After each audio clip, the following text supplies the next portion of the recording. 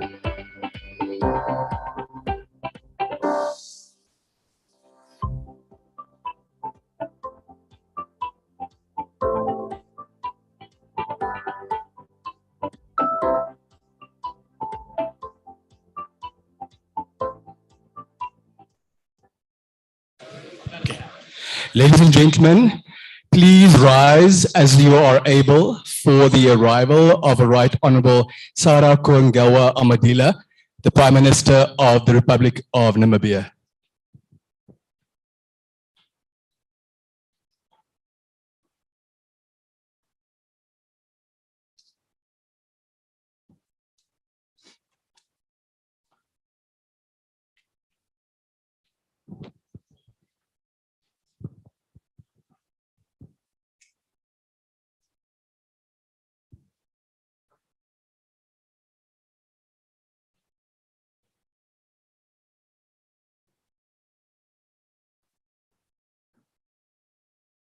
Could we please remain standing for the singing of the national and the AU anthems?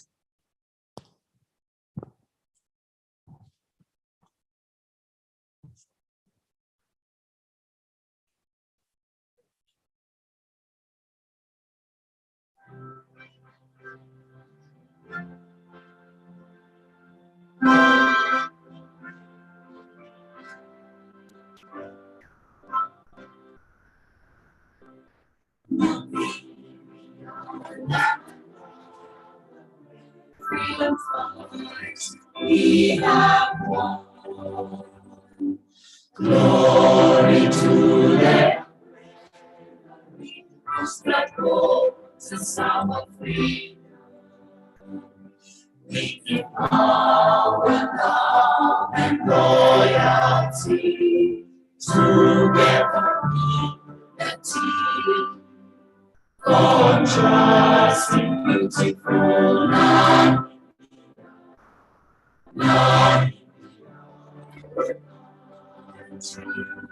We love the land of sun.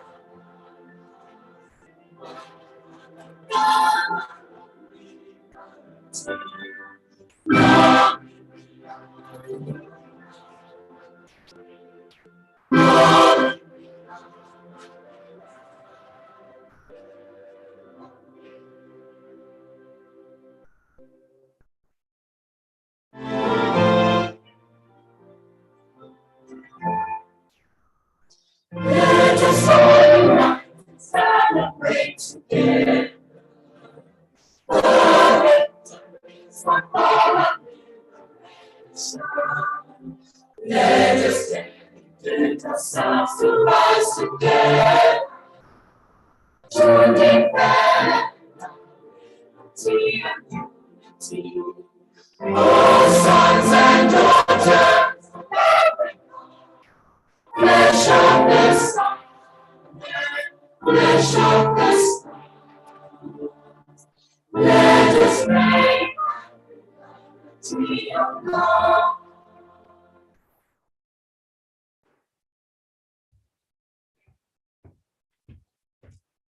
Thank you very much. Please be seated.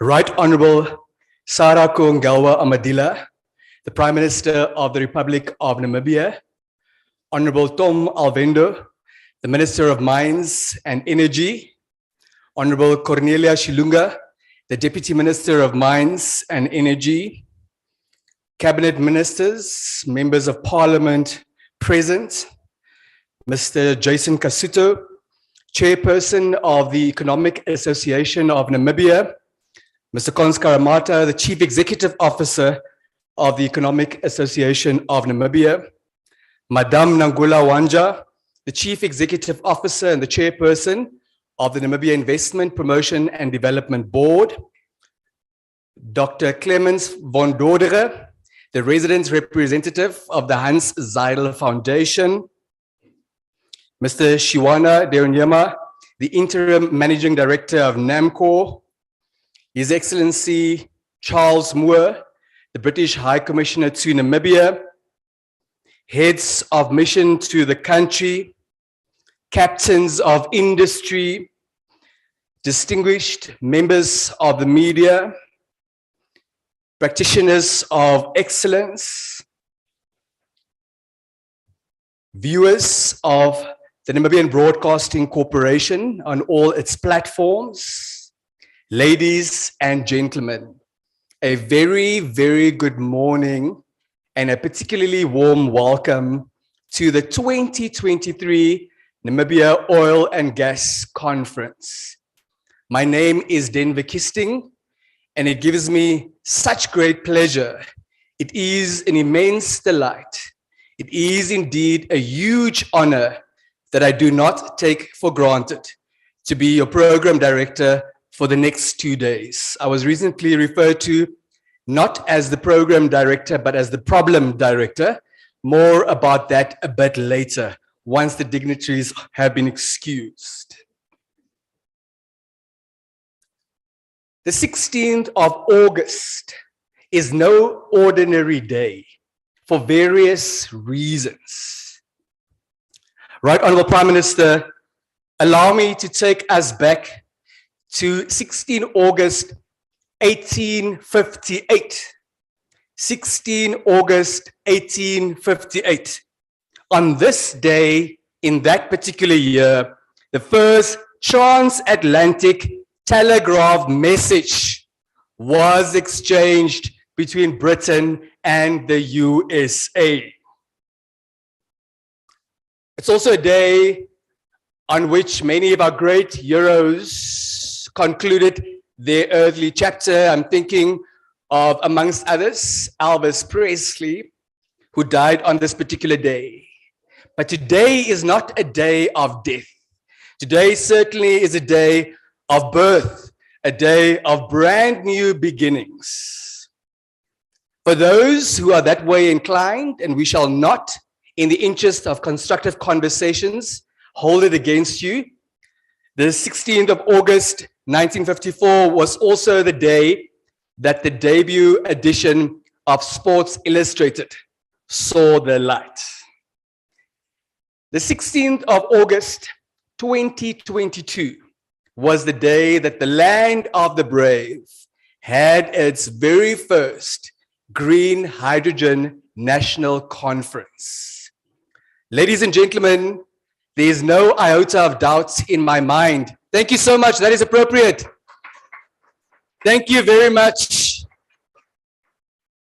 There's absolutely zero iota of doubt in my mind and in my heart that the 16th of August 2023 will also go down in the history of this remarkable country and her beautiful people as a day of incredible significance. That today, and certainly tomorrow, does provide us the opportunity to not only set the scene, to not only pave the way, and perhaps in some instances cement the way, because a lot of work has already been done thus far. Today, in fact, is the culmination of some of those efforts. But we also have the opportunity, and we certainly have the responsibility to set the bar very high. It remains my personal conviction that we're building this country one constructive conversation at a time. We're certainly building this continent and also this planet one constructive conversation at a time. Before we proceed, and we have to proceed right away, I would like to thank each one of you in attendance today and each one of you tuned in virtually. It demonstrates your commitment. It certainly underscores how seriously you value the well-being of this country and her people. Please give yourselves a massive round of applause.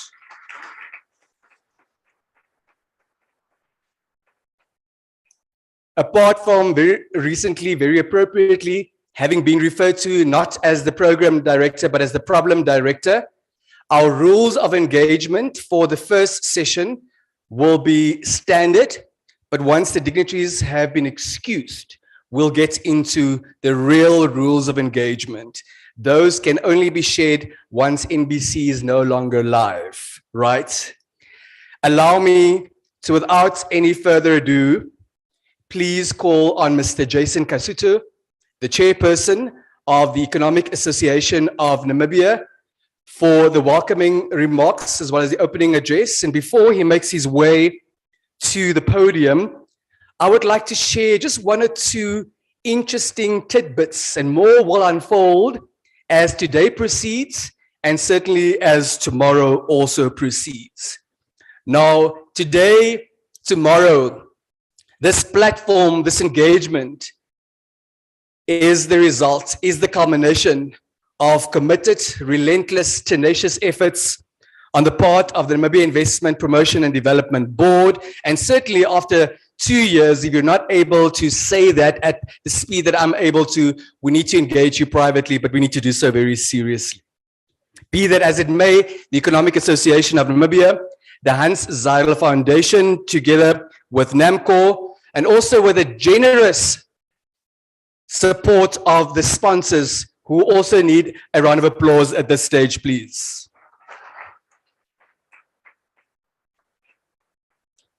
I need to acknowledge the presence and the contribution of our exhibitors. I also need to acknowledge the contributions of our speakers and our moderators, who have a very important and intermittently daunting task.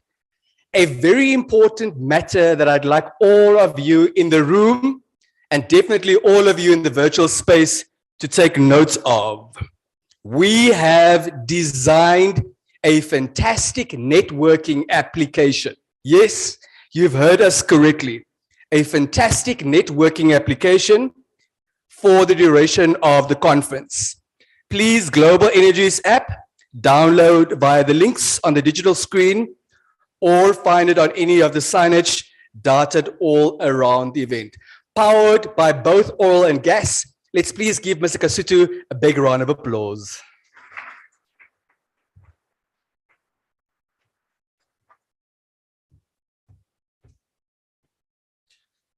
Ladies and gentlemen, Right Honorable Prime Minister, the Minister of Mines and Energy, Honorable Tom Alwendo, the Deputy Minister, members of Parliament, I see Standing Committee of Economic Affairs, the Diplomatic Corps that is here, Menangula, Wanja, Namibia Investment Promotion Development Board, our partners, Hans Zeidel Foundation, Clemens, our CEO, associates of the Economic Association of Namibia. Ladies and gentlemen, welcome. I think I will start off by saying that there is a story behind the numbers. And behind the numbers, you have insight. The over 700 registered delegates with over 200 international guests and our Namibian delegates comprising of Namibian businesses and individuals who make up above 500 registered. It simply says that externally and internally, we want to know more. And that, I think, is the story. So really, I think, welcome to being part of Namibian history in the making. Welcome to being part of the inception stages of potentially, and we keep on using the word potentially, a new industry in the making for Namibia. And of course, while we embrace this stage of progress, let's also embrace the process. The process of how we are able to make pertinent decisions that will create a win-win situation for both Namibia and our regional and international partners. I don't want to be very controversial, but we all know in this room from the Namibian space that we are only really internationally competitive in 2 sports codes.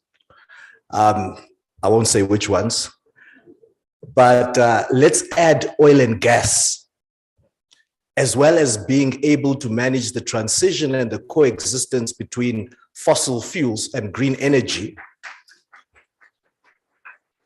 as that additional item that we become extremely good at, together with those 2 sports codes. And that's really at the center of the purpose of the EAN. Ricardo, can you move the, okay, it can move. Next slide, thank you. Just some guiding notes. So I think, ladies and gentlemen, if you look at the current trends in Africa, Africa is demanding for more FDI transparency, accountability, and what is the real value that is being retained locally. And those demands, we can see them. And they are obviously linked to greater sustainability for nations and obviously also for whoever's investing in Namibia. So special guests, all of you, and I have to say that you are special because there are over 300,000 people outside of these doors who also want to know more.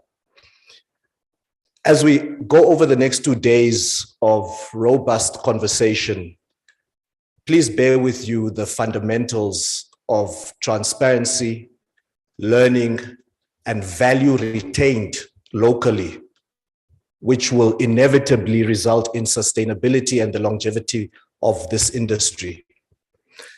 Bringing the conversation to a level of being part of the national agenda is part of the Economic Association of Namibia's DNA. And thank you to our co-partners, NIPDB and HSF, for bringing this mission and our dream to a reality. And that mission knows very well that and we keep on saying it, that the structure of the Namibian economy requires diversity. But with that diversity comes responsibility of being able to build the necessary knowledge and capacity so that in future, there is a reality of an equal partnership. Namibia wants to know more so that the rules of the game are clear and we can then perform at the highest level. As I close, ladies and gentlemen, welcome to the insights, welcome to the networking, and welcome to the conversation. Wishing you an inspiring 2 days. Thank you.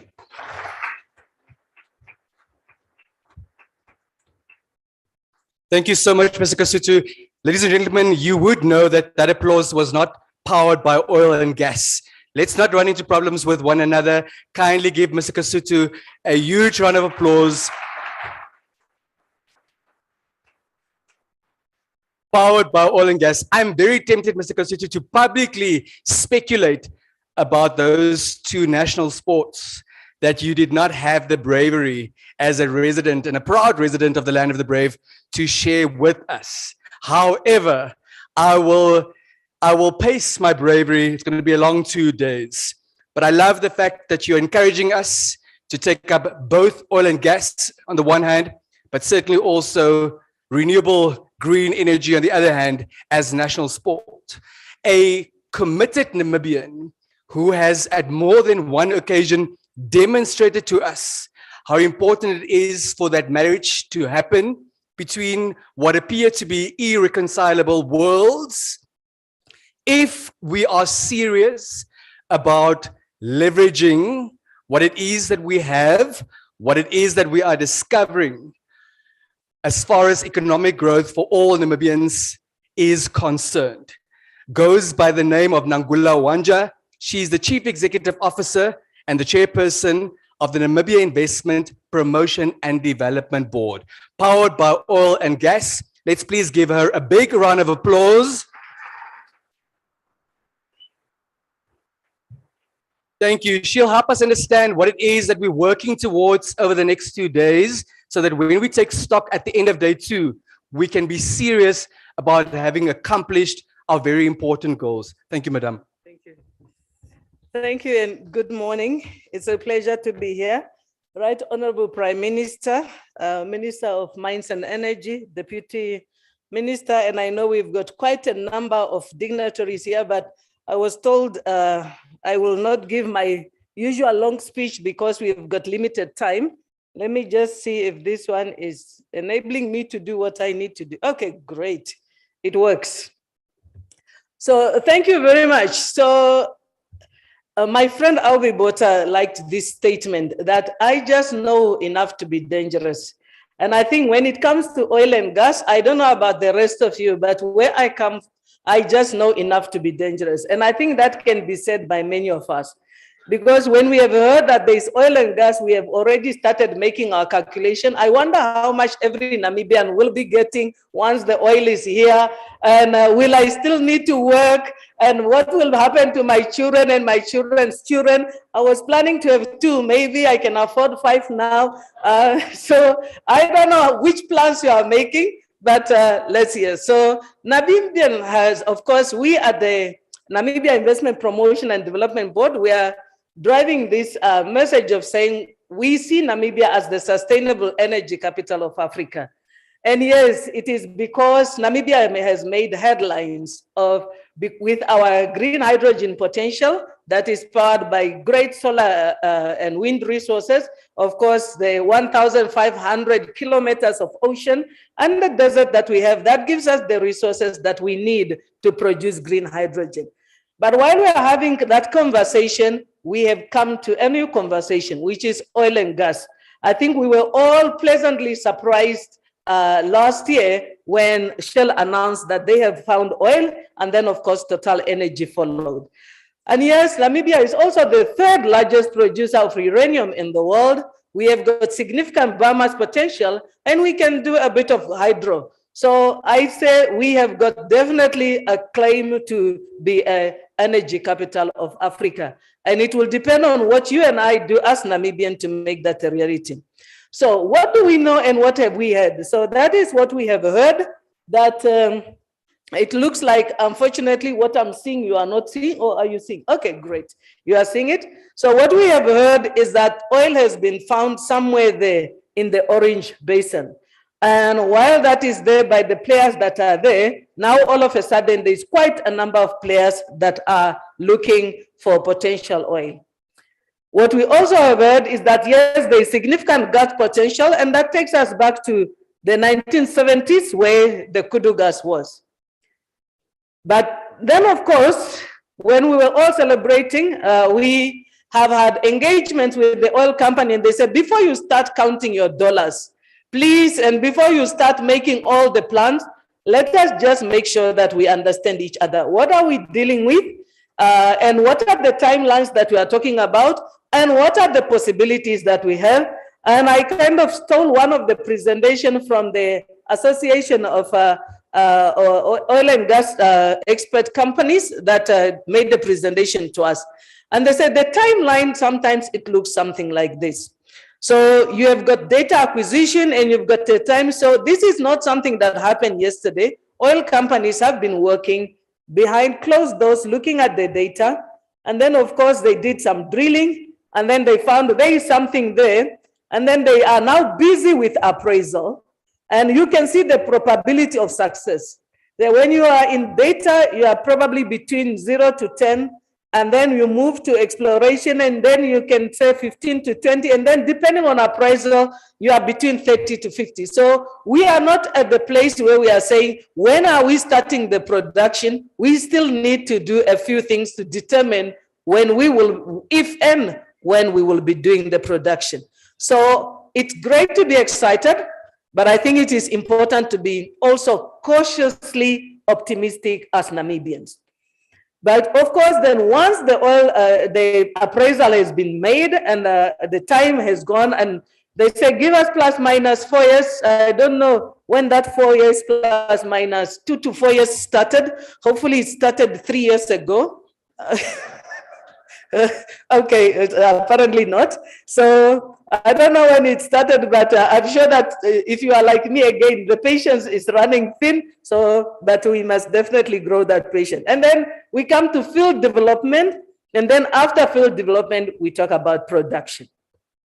But then there's also a caution there saying it's not every country that has found oil that has produced oil. And many times it's not about whether it is commercially feasible. There's also other things that can come in the way. And therefore, yes, there is a finding, and then there is commercial amounts. I think what we are understanding or what we are hearing is there seems to be significant amounts, but can they be produced commercially? And commercially means the cost of production. Will that cost be a cost that, that is manageable to compete with the oil, crude oil, US dollars per barrel at the rate at which it's going currently? And of course, that is what we need to understand from the appraisal. And once that is determined, there will be full production. But then there's also a few things that we can do to stop that. And then, of course, it looks at what do we do from an activism point of view? What do we do from a legislation point of view? What do we do from a collaboration point of view? So there are many things that we need to do in order to make sure that that oil that we say has been found there becomes a reality. So there is work for the oil companies, there is work for government, but there is also work for each and every one of us as Namibians. About this conference, who are the participants? What are the objectives? Let's look at that. We are saying if this oil and gas is to be realized, and if it is to produce wealth for Namibia and Namibians today and in the future, then we will need the government, we will need the society, whether they are civil or otherwise, and we will need the oil and gas industry to combine hands to come together, because without one of those parties, we will not be able to see the benefits of this industry. And that is why we would like to have a conversation and a discussion where all of us are at the table. The objectives are many. We need to understand what are the potential risks and, of course, the benefits. What are the economies? What is the legal and regulatory framework? What are the infrastructure needs? And I understand infrastructure is especially one of the major drivers of whether this production will be cost effective, because oil is found deep sea and right far away from onshore Namibia, and therefore infrastructure is currently not there, and we will need to do a lot to invest in infrastructure if we are to make that development a reality. Human resources, do we have the required skills? Of course, job creation, it will not happen without proper planning. How can we play a role in the value chains? What value chains are there? How do we finance the infrastructure and everything else?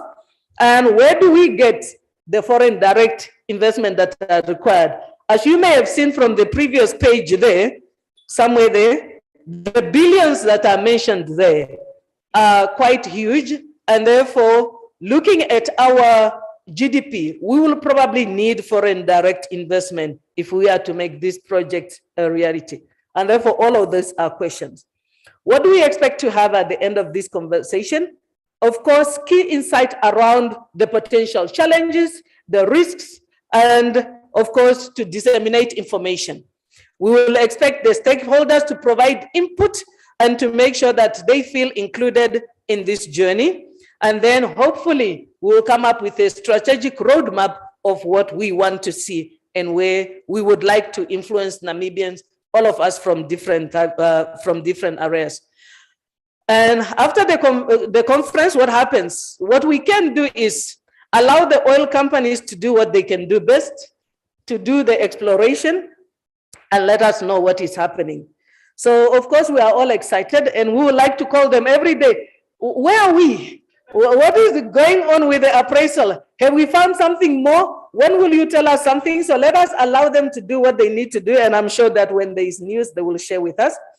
Let us prepare ourselves. It's a prepare for rain. If it doesn't rain, then what have you lost? So we need to prepare ourselves as if the industry and the oil will definitely be coming. And that means building the necessary skills. That means understanding the value chains. That means communicating what we need to do. And that means for government creating an enabling legislation. And that legislation in terms of policy, in terms of inviting investors and everything that we need to do. And then, of course, for those of us that are Christians, we need to pray for patience, for wisdom, for favor, for guidance, and for counsel. So there is a lot for all of us to do. So, as indicated, a few minutes that I was given to just share briefly with you what it is that we are going to do for the next 2 days. I'm excited, hopefully you are, but cautiously optimistic, and let us make sure that this journey that we are starting on the oil and gas for Namibia, one day we will look back and say that we remember that first conference that we had after the oil and gas, where we came together as civil society, as Namibian stakeholders, as government, as the oil and gas industry, and had that conversation, and that conversation added value. And today we are here and we are reaping the benefits of this industry. Thank you very much.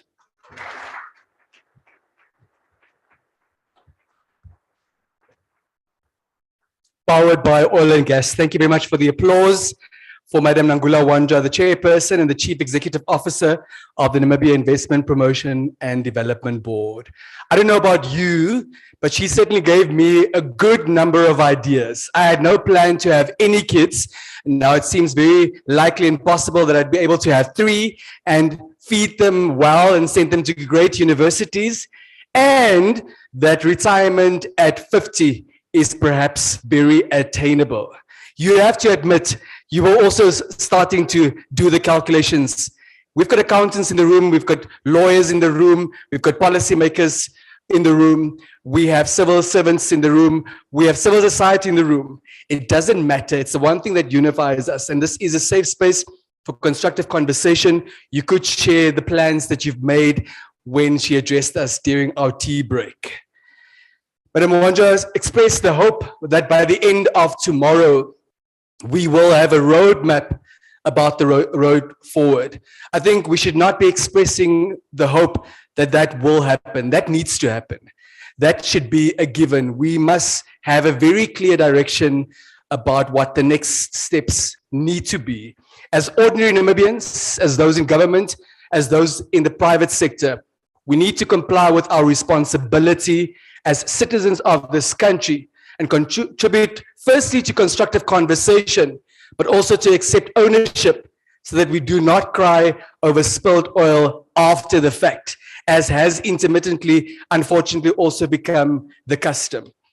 Without any further ado, powered by oil and gas, kindly put your hands together for the Prime Minister of the Republic of Namibia, Right Honorable Sarah Kongawa Amadila. Please rise as you are able.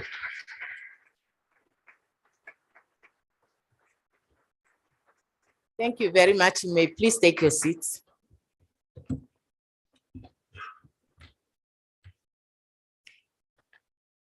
Director of Proceedings, Mr. Denver Kisting, the Honorable Minister of Mines and Energy, and the Deputy Minister, other ministers and deputy ministers present here, honorable members of Parliament, honorable governors, Ms. Nangula Wanja, Chairperson and CEO of the Namibia Investment Promotion and Development Board, and members of the board, Mr. Jason Kasuto, Chairperson of the Economic Association of Namibia, Dr. Clemens von Dodera, resident representative of Hans Seidel Foundation.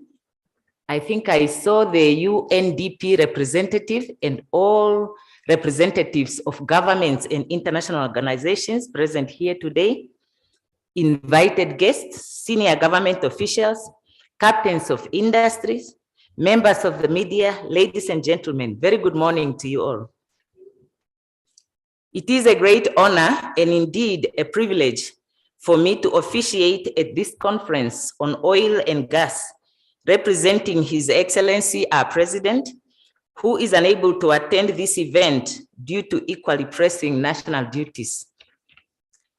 This event is timely and indeed important as we embark on a journey into a new era encompassing the exploration and development of additional energy resources on the Namibian continental shelf. As we are here together with experts, industry leaders, civil society, and the youth, we are reminded of the importance of collaboration and shared vision. Collaborative efforts are of significance to making Namibia the sustainable energy capital of Africa. I therefore applaud the organizers of this conference for bringing all these stakeholders together. This platform is important to share experience and learn best practices on this sector. Few other commodities have shaped our world and advanced civilization as profoundly as oil and gas. Petroleum alone powers a third of the world's energy production, far more than any other commodity, making it a lifeblood of the global economy. In the last 18 months, 2 light crude oil discoveries were made in Namibia, namely Venus and Graph in the Orange Basin. Statistics have shown that the Venus discovery alone has the possibility to rank as the 6th largest deep water oil discovery in the world. And if proven together with the Graph, Yonker, and Kudu discoveries, thank you, has the potential to position Namibia in the top 15 oil producing countries by 2035, which has the potential for an upward transformation of the Namibian economy. Namibia is expected to receive the highest exploration capex in Africa, I understand, from Total Energies and Shell towards appraising the Venus discoveries. This capex commitment is likely to increase due to the potential of additional discoveries.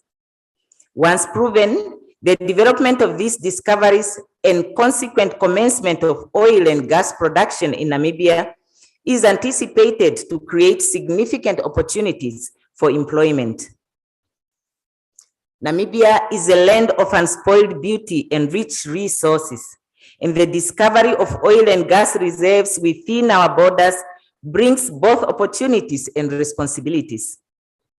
We must ensure that the development of this sector not only brings equitable economic development, but that it is done in harmony with our environment. Our journey into the major leagues of oil and gas producing countries should be a carefully considered one. Our government is committed to an approach that places socio-economic development and environmental stewardship at the heart of our efforts. The decisions we make today will reverberate for generations to come. Therefore, as we venture into this new frontier, we are dedicated to learning from those that came before us and adopt the highest international standards, mitigate environmental risks, and embrace innovation to minimize our ecological footprint. The government remains committed to the calling of Vision 2030, which states that Namibia should develop herself using her own resources, both human and natural resources. We are committed to promote responsible development that encompasses economic prosperity, social progress, and environmental well-being. This conference is of vital importance as Namibia recognizes the full potential of the sector, which undoubtedly bring economic growth, offering new avenues for employment creation, skills development, and investment opportunities. This will improve the socio-economic welfare of the Namibian people. Further, the Namibia Oil and Gas Conference serves as a platform for dialogue, learning, and knowledge exchange. It is here where we demonstrate our inclusive approach by deliberately ensuring that the barriers to participation are removed. A coordinated approach is required to unlock support from countries with similar ambitions. In this regard, I commend the organizers of the conference for bringing together the collective wisdom of experts who have traversed similar paths in other parts of the world to share experience and best practices on oil and gas. Your insights, successes, and even your challenges will guide us as we navigate this uncharted territory. I encourage each of you to actively engage, share your expertise, and contribute to the discussions that will chart our nation's path to economic independence. Together, we will forge a path that balances our economic aspiration with our commitment to sustainability and social progress. In conclusion, I thank our international partners for support and guidance and urge all participants to make use of the opportunity to tap from local and international experience. I trust that the deliberations at this conference will help in coming up with clear proposals on how best we can benefit from investments expected to flow from this sector. It is now my honor to declare this conference on oil and gas officially open, and I thank you very much.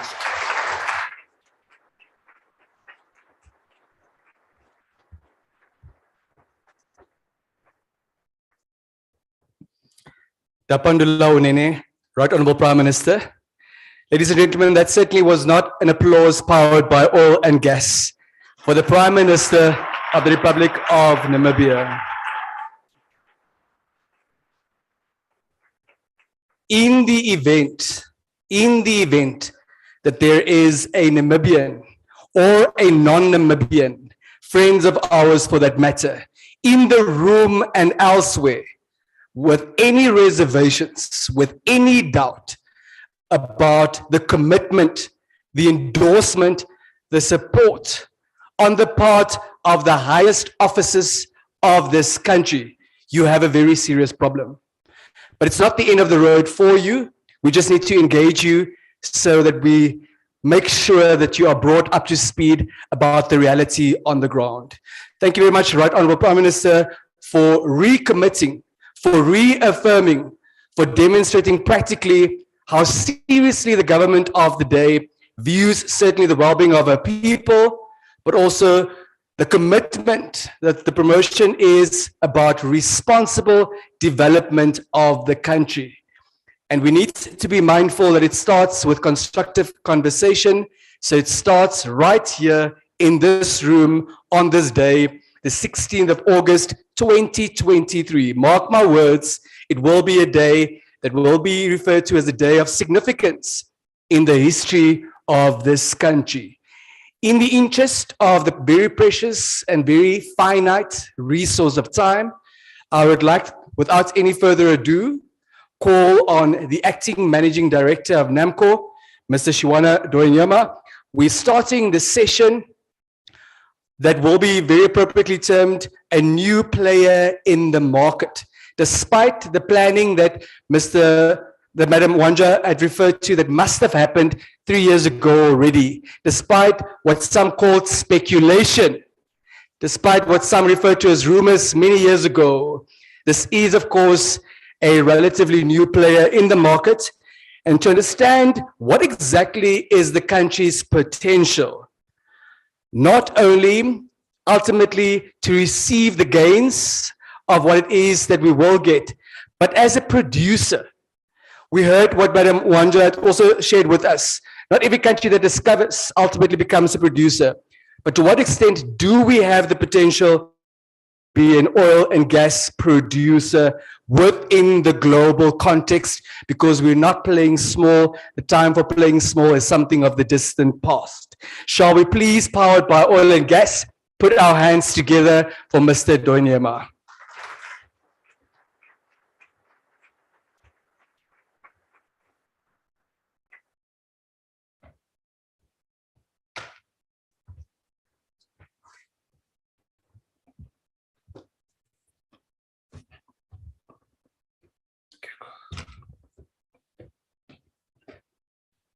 Okay. The Right Honorable Prime Minister of the Republic of Namibia, Madam Sarah Kuongerwa Amadila, the Honorable Minister of Mines and Energy, Honorable Toma Rendu, the Deputy Minister of Mines and Energy, Ms. Cornelia Shilunga, the NAMCO Board of Directors, the organizers of this event, the captains of industry from Namibia and the world over. Hearty and warm welcome to you all. Thank you to the organizers of this truly Namibian event. I know there are those that say we have been having too many oil and gas conferences in Namibia. And I think it's really those that say enough rhetoric. But I think it's really platforms like these that give concrete expression to the saying that if you ask me to chop down a tree, I will, and you give me 6 hours to chop down that tree, I'll probably spend the first 4 hours sharpening the axe and the remaining 2 hours chopping down the tree. So this is really industry's attempt to sharpen the axe and unlock the full potential of Namibia's oil and gas industry. Ladies and gentlemen, there's been a hype of activities on the Namibian continental shelf. And on behalf of NAMCO, I have been tasked to set the scene to demonstrate Namibia's potential as an oil and gas producer in the global context. Now, this is a very enlightened audience, but there are also those that aren't very conversant with the oil and gas sector and probably want to understand the sector and how essentially operate with a view of understanding the opportunities presented. So I'm going to spend 2.5 to 3 minutes of the allocated time just unpacking the value chain and NAMCO's mandate essentially. So NAMCO is a national oil company, a fully owned state enterprise. And we derive our mandate from the ENP Act of 1991 to carry out any process of refining, disposing, or dealing in petroleum products. And of course, we also derive much of our mandate from the National Energy Policy of 2017 for the storage, importation, and marketing of petroleum products, essentially. And we operate the National Oil Storage Facility. We've been playing in the downstream space for the longest time. The downstream space, specifically trading in petroleum products. Obviously, this is a high risk, low reward business, especially at the back of market volatility. And the current volatility of crude and natural gas prices has resulted in companies reinventing themselves. And certainly we have reinvested ourselves, and the tide is now turning towards the upstream endeavors essentially. So in as far as the upstream mandate is concerned, as per the ENP Act, we are expected to carry out reconnaissance operations, exploration, and production operations essentially. So just in a nutshell, I think there are many folks that try to really understand what is NAMCO's role in the oil and gas discoveries. So across the oil and gas value chain, pre-exploration, we carry the Namibian state's interest in oil licenses issued in Namibia. So we carry interest anywhere from 10 to 80% essentially. And we partner with broadband technology operators who essentially shoot seismic data. This is really the process where geoscientists and geophysicists search for oil by conducting underground seismic gravitational magnetic tests, essentially. So what we do is we house this data in a data room, and we interpret the seismic and carry out regional geological and geophysical studies of various acreages with the view of understanding prospectivity and selling this prospectivity. So when we move on to the exploration phase, we facilitate farm out opportunities of various acreage. So acreage is essentially these license blocks. And we partner with those that carry this sort of technical reservoir of knowledge to unlock the potential of Namibia's continental shelf, essentially. So we've essentially partnered with some of these super majors, namely Total, Shell, Galp, Energia, and other players in the market. And we work alongside them to shape and guide the appraisal programs. And I think it's important as a nation to understand what our role is, essentially. So we sit alongside these super majors in the boardroom, and we understand the sort of geology that is associated with a particular well, and we contribute to informed decision making relating to budget or shooting a particular well, essentially. And this is important because if you don't manage that exploration costs, it eats up on your revenue, essentially. So it's in the state's enlightened self-interest to have an entity such as NAMCO look out for that sort of interest. And of course, developing operatorship competencies in exploration. So we're branching now, following the appraisal, into the development phase. So the development phase is essentially preparing the oil field for production. So we're looking at ultra deep water operations of 3,000 meters and 3 kilometers deep, close to 300 kilometers offshore. And of course, these are complex deep water operations that really require decades of experience to mine the oil, essentially. So ours is really to understand how we can build and develop competencies in that space, essentially. So we shape and guide field development plans. The case in point, the Kudu gas to power plant, which is at that advanced stage. And again, we facilitate secondments in the form of capacity building through hands-on deck capacity building, essentially, and participation. So the idea is to develop the sort of competencies that will allow NAMCO to operate these complex oil fields in the not so distant future, and we'll share the timeline. So once we get to production, so of course the end game is to get to first oil, revenue generation at first oil, so provide energy security opportunities. So we've seen good examples where the discoveries have subsidized oil and petroleum in various jurisdictions. This is where we facilitate local content through various products and service offerings, essentially. So this is where the value add is, essentially. I think an important endeavor is also, facilitating lifetime extension of resources. So there's a polarity between longevity and revenue maximization. So the state might be interested in longevity and ensuring that you have a elongated lifeline so that you have sustainability around employment and revenue, whereas an operator may be interested in maximizing revenue. So it's really about understanding where we can establish common ground. And of course, through NAMCO's carried interest of 10%, declaring dividends through these contributions, and then of course contributing to the Sovereign Wealth Fund. And of course, once these revenues start coming in, we're looking at identifying opportunities for reinvestment, sort of forward integration, looking further into midstream, and I'll share some of these opportunities with you shortly. And of course, identifying opportunities for improved cash flow management.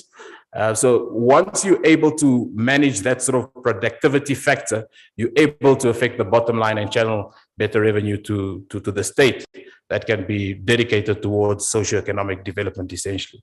And of course, last but not least, leverage green energies to mitigate carbon emissions as you go about your discoveries.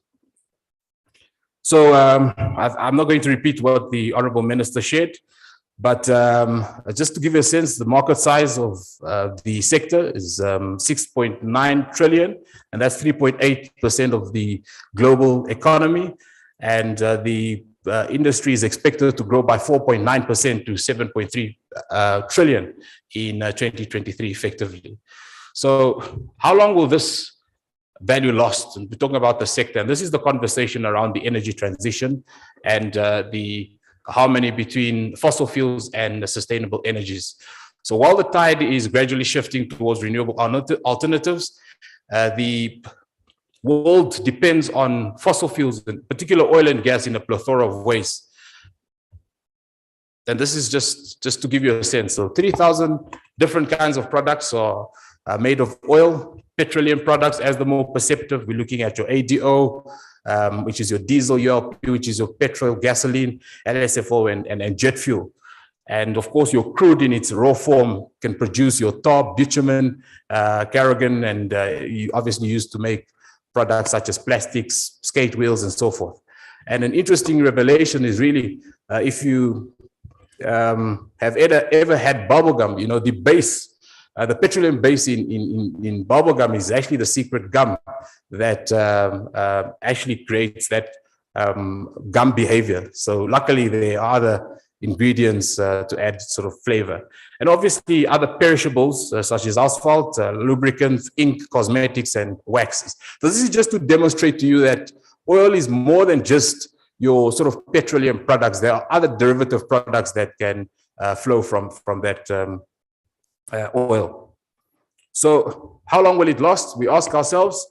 NAMCO, we've set up a department called the Sustainable Energies. It's just really to manage the transition.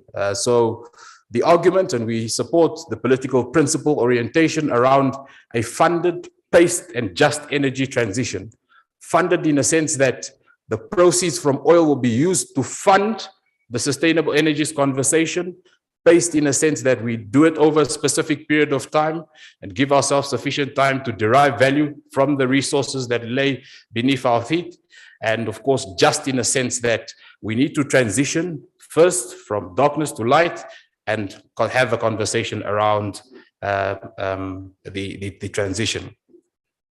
So just a history and overview of the discoveries the Honorable Prime Minister shared along with Memenangula, and we were cautioned not to repeat information. But we're looking at 5 essentially, I know the Commissioner says gigantic, but I'd like to call decent discoveries. So we have the Kudu gas to power project that is currently ongoing. We've got the Graph, the Venus, and the Lorana, and the Jonker. And these 4 oil discoveries are essentially located in the Orange Basin. And there are other ongoing exploration and appraisal activities by the following operators: the Shell, Total Energies, BW, Kudu, ExxonMobil, Chevron, Gulf Energia, Rhino Resources. But these are just but a few that are operating. We obviously have a hype of activity with the other operators essentially. So as the more perceptive, the volumetrics around the discoveries in the oil industry, not only in Namibia, but the world over, is somewhat clouded by secrecy. And that's really because the organizations that are participating in these discoveries are listed on various exchanges, and any sort of information or misinformation can disrupt the stock market. So that's why we guard it jealously.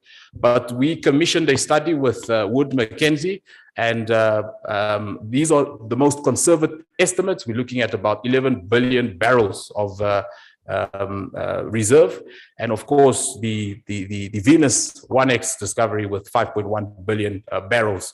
So towards the end of September, we'll have more explicit numbers following the finalization of the appraisal campaigns essentially.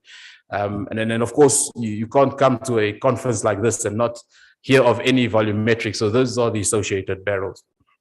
So just to give you a context, so these are proven crude reserves in Africa in 2021 by country. So Angola, as you can appreciate, the oil and gas industry in Angola has revolutionized the Angolan economy, and they're sitting with 7.78 barrels of oil. billion barrels of oil. And if you look at that relative to our discoveries, we're looking at least 11 billion with a population of 2.5 million. So you can just have an appreciation of how that will sort of revolutionize the Namibian economy. And of course, Libya, for political reasons, they're battling a tad bit, but they have got significant reserves of 48 billion barrels. The highest reserves in the world are sitting in Venezuela at 300 billion barrels. However, this is heavy oil, which is quite expensive and complex to extract from the ground. And the Honorable Minister, Prime Minister indicated that we've got light oil, which is a much more better product to extract. So we've also got some facts around how these discoveries are located in relation to the global deep water oil discovery since 2015. So Guyana is the latest hotspot. So the Total Venus discovery is just below the Guyana discovery of 2015, essentially. Now, 3 of these 4 are in the top 30 deep water discoveries since 2015, essentially. So these are just some key energy projects timelines. So you can see we're looking at going for FEED. So that's the front end engineering design. We're busy with that for Kudu. So NAMCO is working alongside BW Kudu. And we're looking at FID for Kudu for the gas to power project sometime in the 3rd quarter of 2024, essentially. And of course, there are efforts from the operators to expedite to first oil for the Total and Shell discoveries, essentially. And the conservative estimates suggest that by sometime between 2029 and 2030, we are looking at first oil. But obviously, these timelines keep changing as you get a better appreciation of the reservoir. So in terms of the phases, I think the phase where we are at now, we likely to require light touch in Namibia. So the phase that we are at right now, we're looking at 2021 to 2026, arguably. We will be seeing very limited value because you have operators setting up in-country offices, but the recruitment is limited to primarily administrative and logistical positions. And of course, given the fact that we haven't finalized the appraisal campaigns, essentially. But phase 2 is probably the exciting one. And the Ministry of Mines and Energy has already started the process of developing a local content policy. And that is really aimed at unlocking the sort of indirect and induced benefits associated with the discoveries, essentially through products and services to support the oil and gas industry. So between 2026 and 2032, we will see local benefits prior to production peak when project revenue start streaming in. And then, of course, phase 3, that's post-peak benefits and economic impact that need to be sustainable in the Namibian economy to avoid an over-reliance on oil and gas, essentially. So then this is the conversation around the economic impacts of the discovery. So we've essentially got 3 impacts: the direct impacts, indirect benefits, and the induced benefits. Direct benefits relate to the revenue that is associated from the proceeds of oil and the employment that is created. The indirect benefits relate to the sort of local content, products and services that serve to support the industry. And the induced benefits are essentially as a result of this increase in spending within the economy, you have an increase in household income that has a spillover on other economic activities, essentially. So there's a very interesting discussion in public dialogue, and that's around government stake. So in as much as NAMCO carries 10% of the state's interest through carried interest, so carried interest essentially means that you don't pay up until a certain point in time, whether it's before development or post-production, essentially. So if you look at the cumulative value that is accrued to the state, we're looking at about 54%.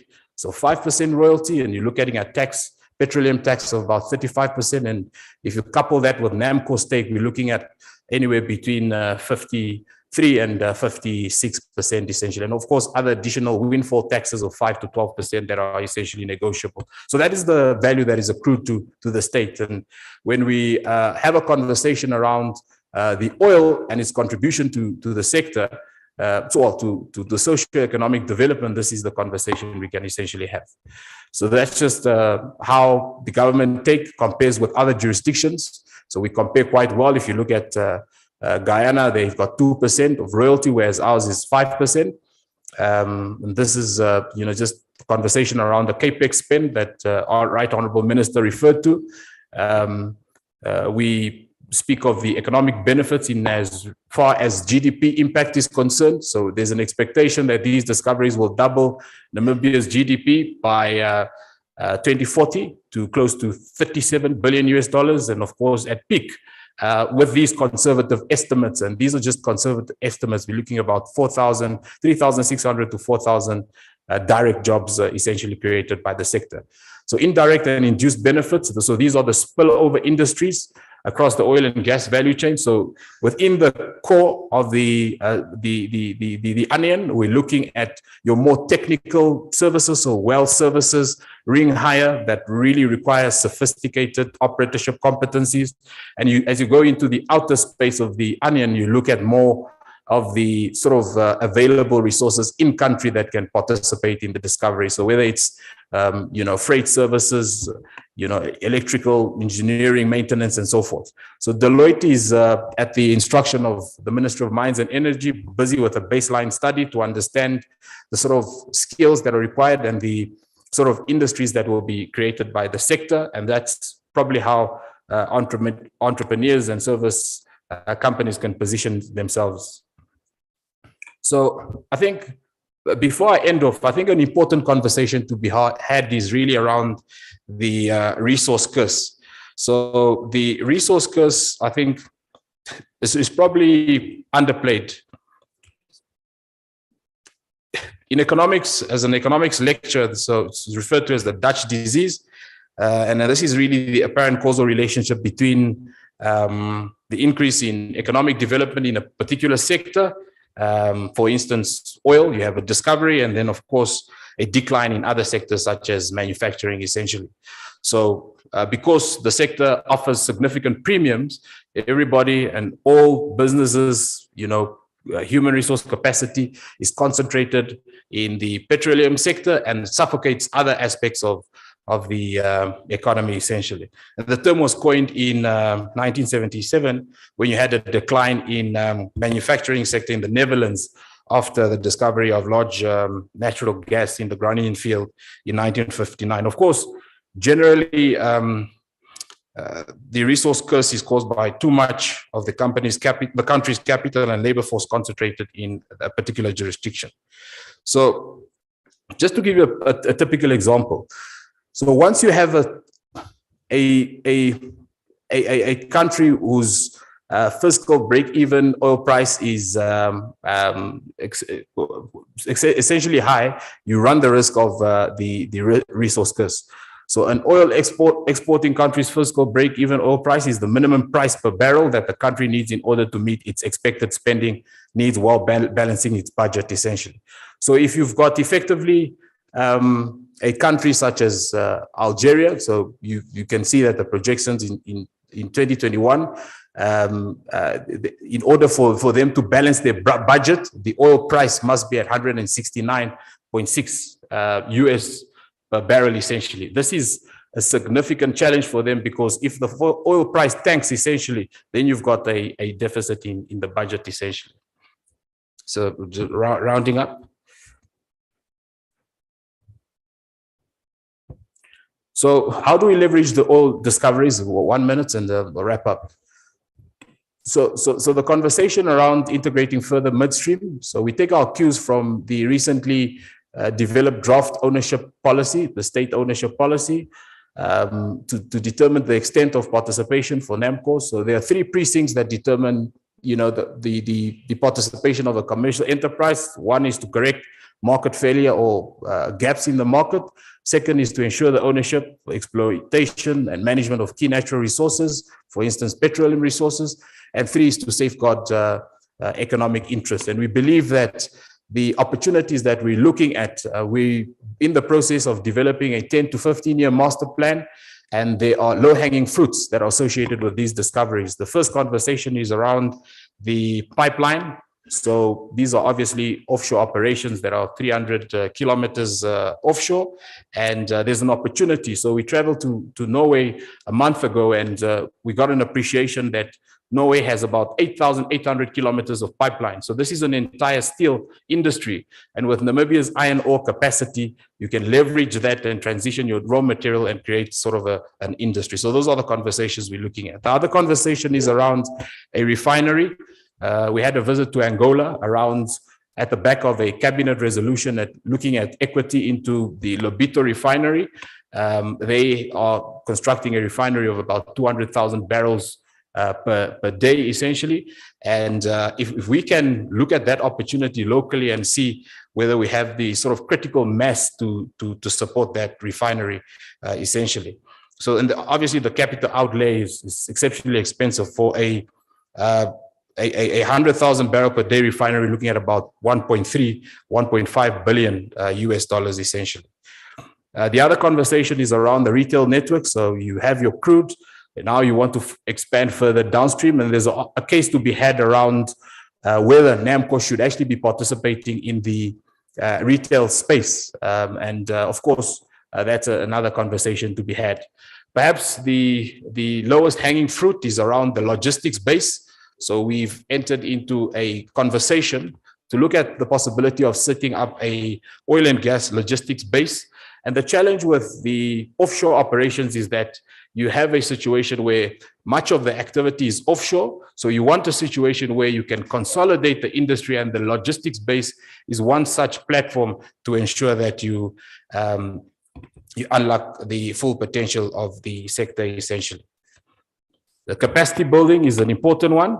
And in conclusion, there is a need for a policy statement on the Namibian oil and gas sector. So this policy statement is essentially the ideological dispensation of the state in terms of what they seek to achieve from the sector, from which all policy strategies and initiatives will flow. And of course, we need to unpack and understand the oil and gas value chain, and this will enable the country to leverage the immediate opportunities that are presented by the sector. And ultimately, investor policy certainty is essential for a conducive business working environment and critical to the success of the industry. So ladies and gentlemen, Namibia is a powerhouse, and as NAMCO, we remain committed to being the Namibian state's vehicle that will help the country's economic potential, given the wealth lying beneath our feet. I thank you.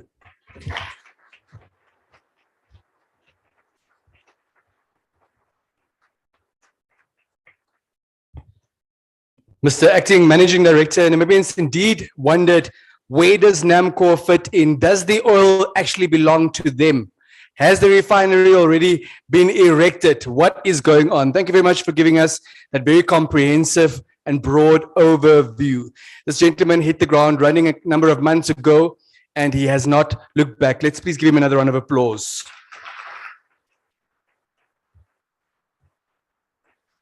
What I'm inferring from the figures is that, yes, there is indeed immense potential. However, I'm a bit reluctant to trust his figures at this stage, because if that is what he considers 60 seconds to amount to, I don't know whether we can trust the figures that he provided to us. But thank you very much. Without any further ado, I'd like to call on the Minister of Mines and Energy, Honorable Tom Alwendu, for his address on the potential that this country has to ultimately develop into become an oil and gas hub on the African continent. Powered by oil and gas, let's please give him a big round of applause.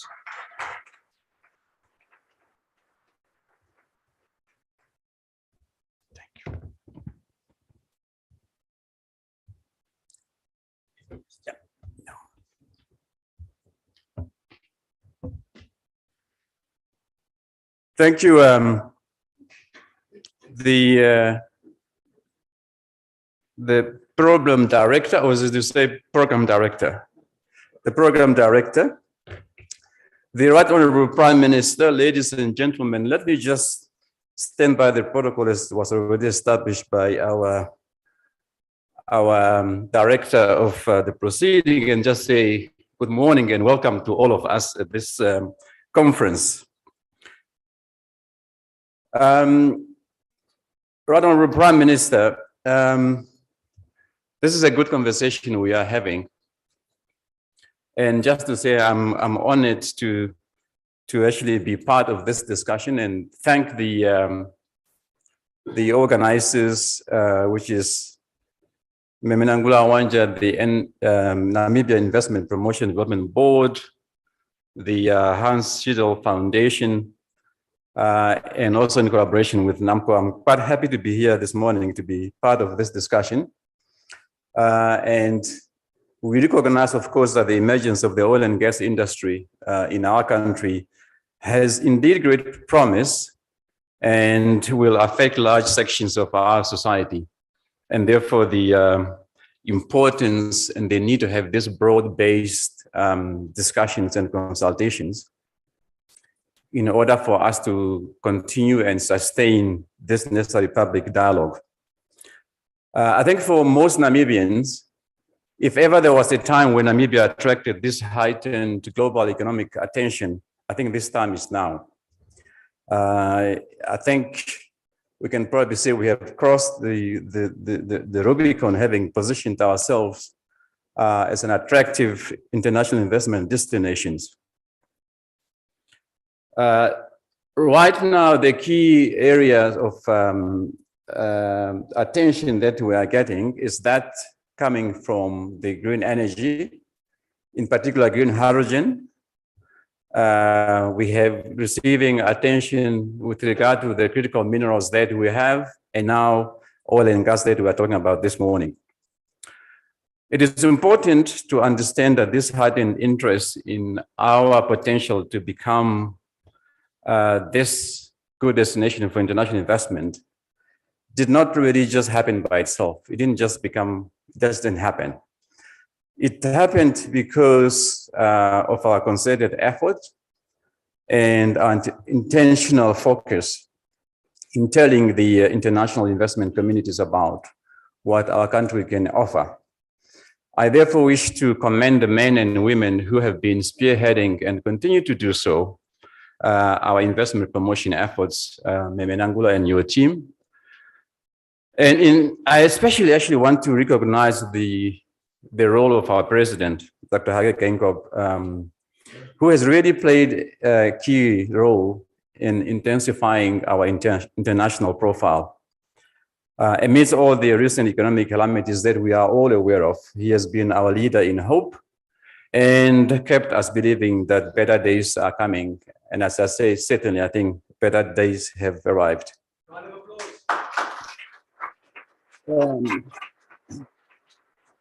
So today's event is about the recent oil and gas discoveries.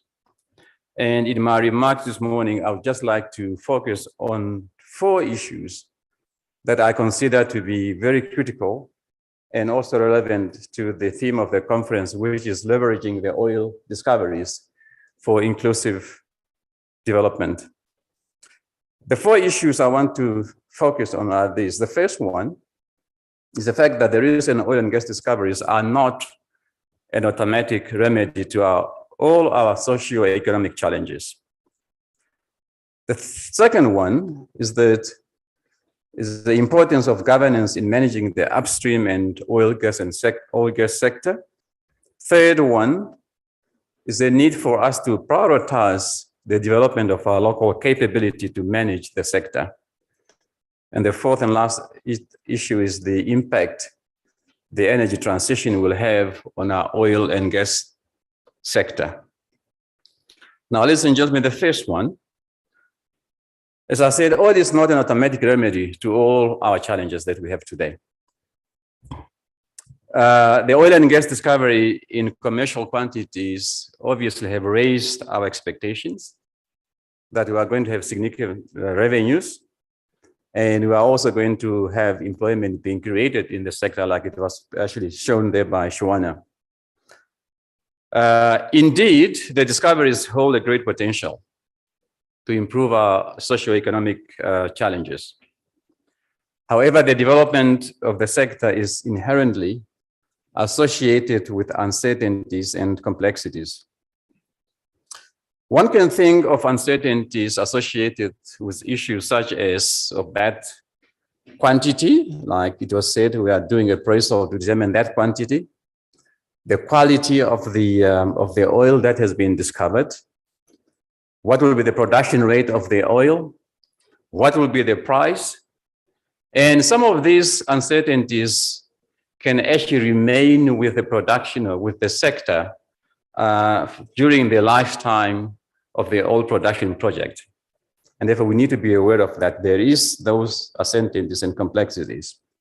It is therefore important that we manage our expectations and aspirations for what this sector can actually mean to us.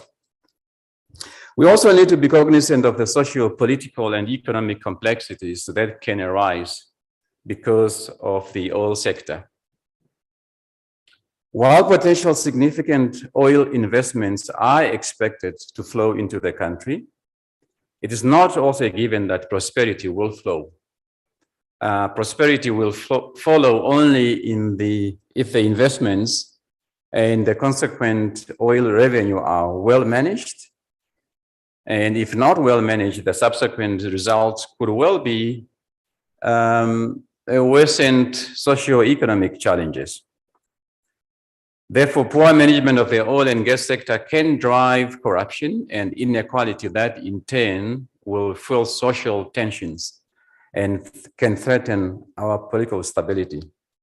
We thus need to learn lessons from some oil-producing nations whose oil production has not resulted in a broad-based socioeconomic development.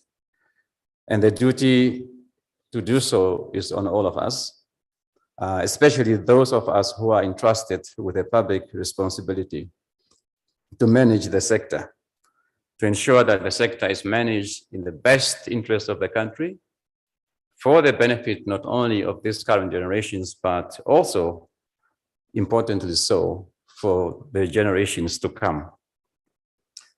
The second issue is that the governance of the oil and gas sector is imperative to ensure that potential economic benefits are shared equally and fairly.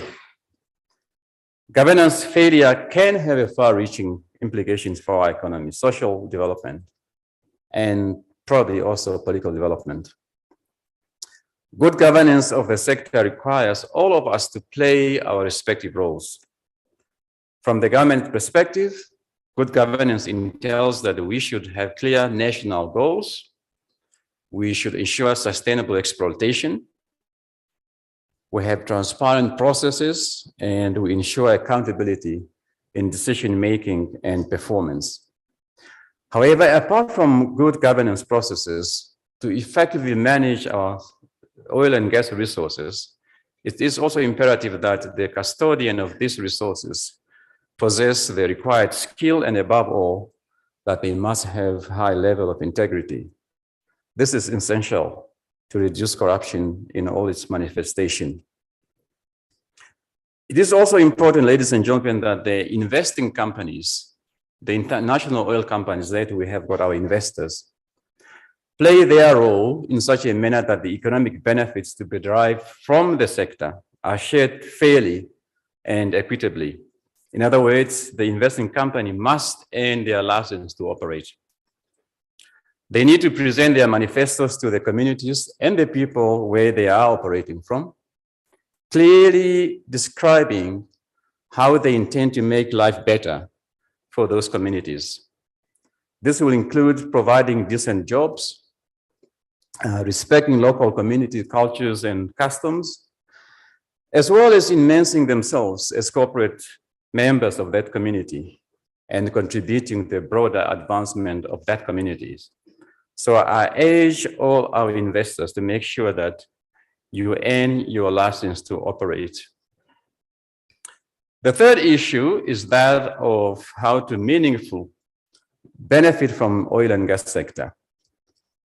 And to maximize the socio-economic benefits to be derived from this sector, there is an urgent need for us to prioritize the development of our local capability, how to manage the sector.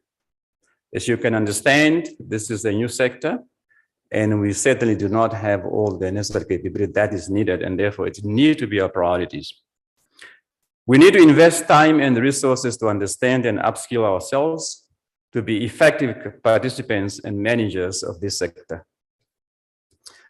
Without the prerequisite skills and capabilities, we will not reap the full potential economic benefits of our oil and gas resources. And ladies and gentlemen, in the development of these local capabilities, we urge also the international oil companies, again, our investors, to be active participants in this effort. We will not achieve the requisite local capabilities without the effective and serious participation of the international oil companies. Not long ago, the Ministry of Mines and Energy organized a workshop to discuss issues related to local content policy in the oil sector. And here we define local content as the active participation of Namibian workforce and entrepreneurs in the upstream oil and gas sector through not only training, employment, and local procurement of goods and services. And local content will facilitate economic diversification. It will deepen backward and forward linkages from various segments of the oil and gas sector value chain, and thereby fast-tracking our industrialization effort.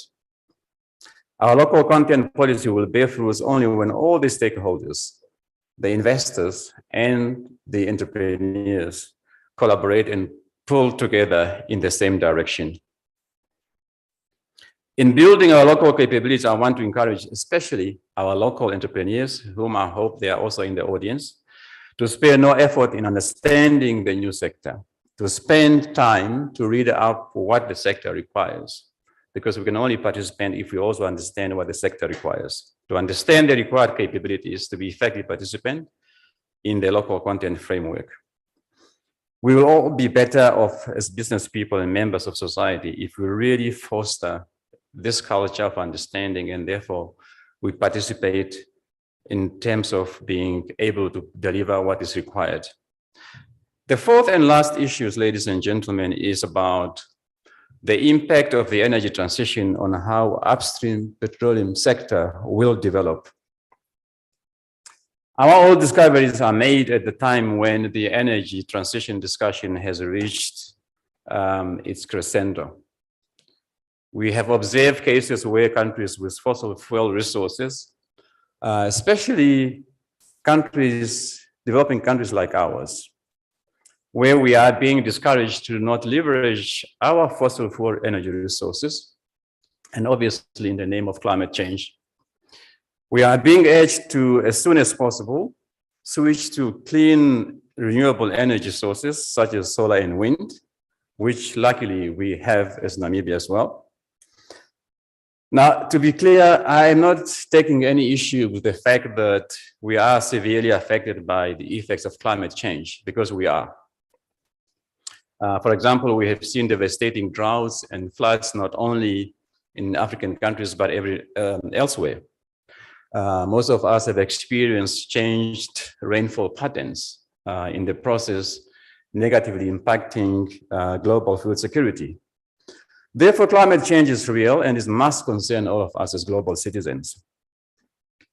What we, however, find unreasonable is when some countries and some global interest groups demand that the energy transition takes place in a linear fashion, completely disregarding the livelihood of those who might be affected. And this kind of a mindset is so condescending, and it shows really a total lack of concern about the immense socio-economic development challenges faced by developing countries such as ours. We are therefore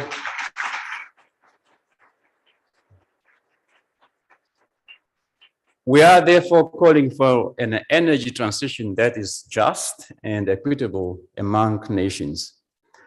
However, recognizing the inevitability of the energy transition, we understand and accept that fossil fuel may no longer be a fuel of the future, and that the world is transitioning to renewable energy. It is for this reason that we, together with the international oil companies, together with the investors, need to ensure that our oil sector is being developed with the lowest carbon emission in mind, and we do so from the inception as we start actually to put the plans together. This will be the most effective way to ensure that our oil sector is competitive in the global markets. In conclusion, ladies and gentlemen, I would like to conclude by saying that there is much work to be done, and this conference is an ideal platform to really have meaningful public dialogues on how to make the oil sector to work better for us. I am optimistic that we will use this great platform and network to share ideas that will enable us to positively contribute to the sustainable development of the Namibian oil and gas sector. And I thank you and wish you all the best.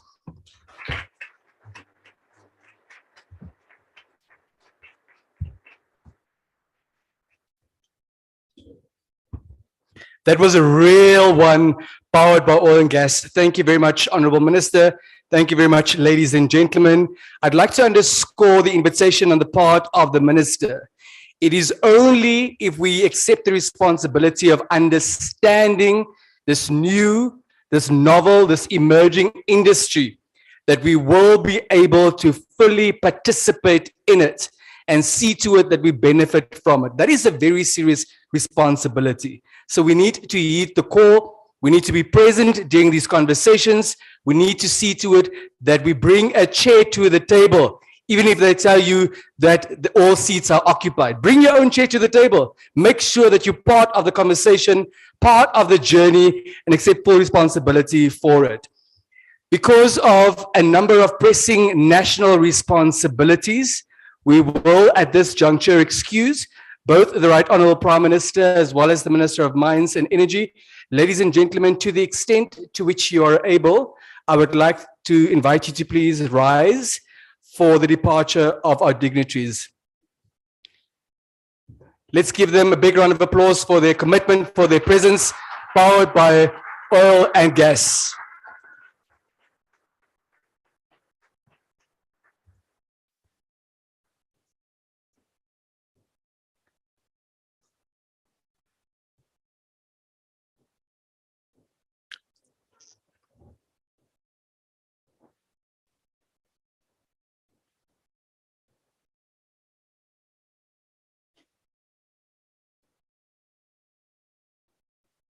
Thank you very much. You may be seated.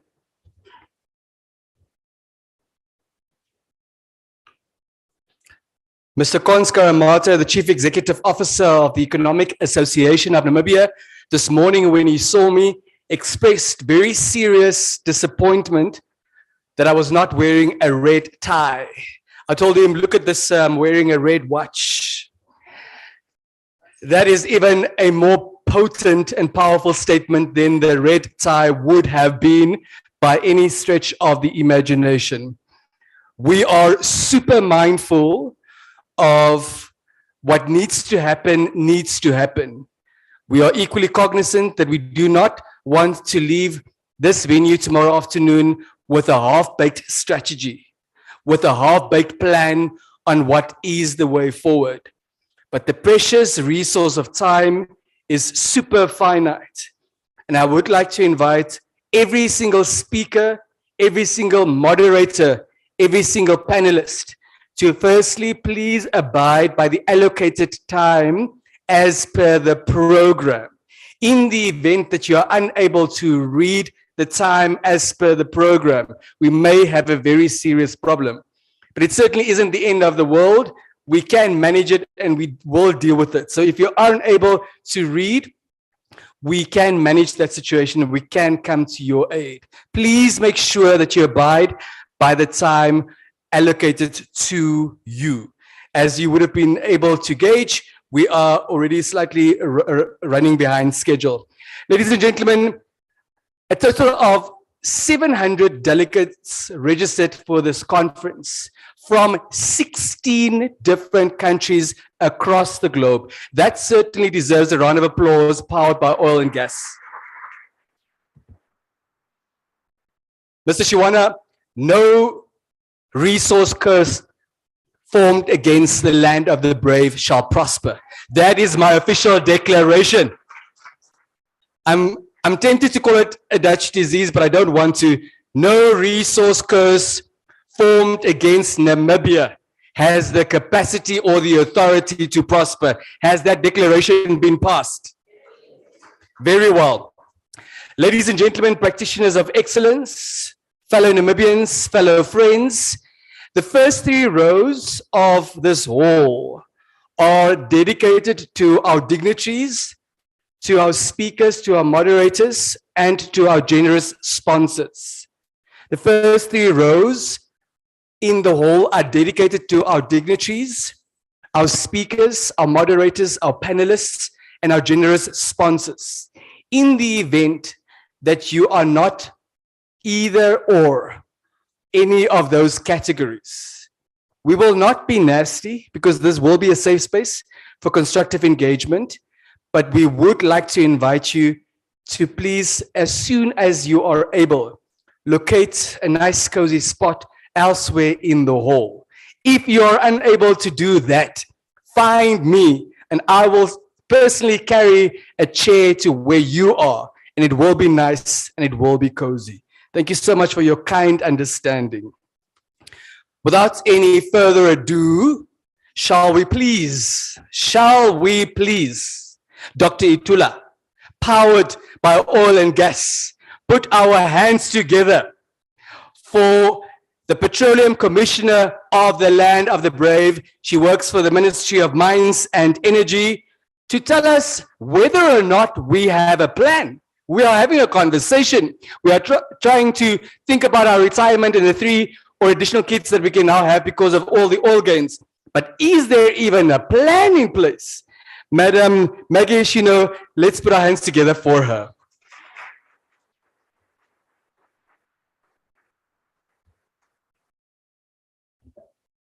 Are you happy with that?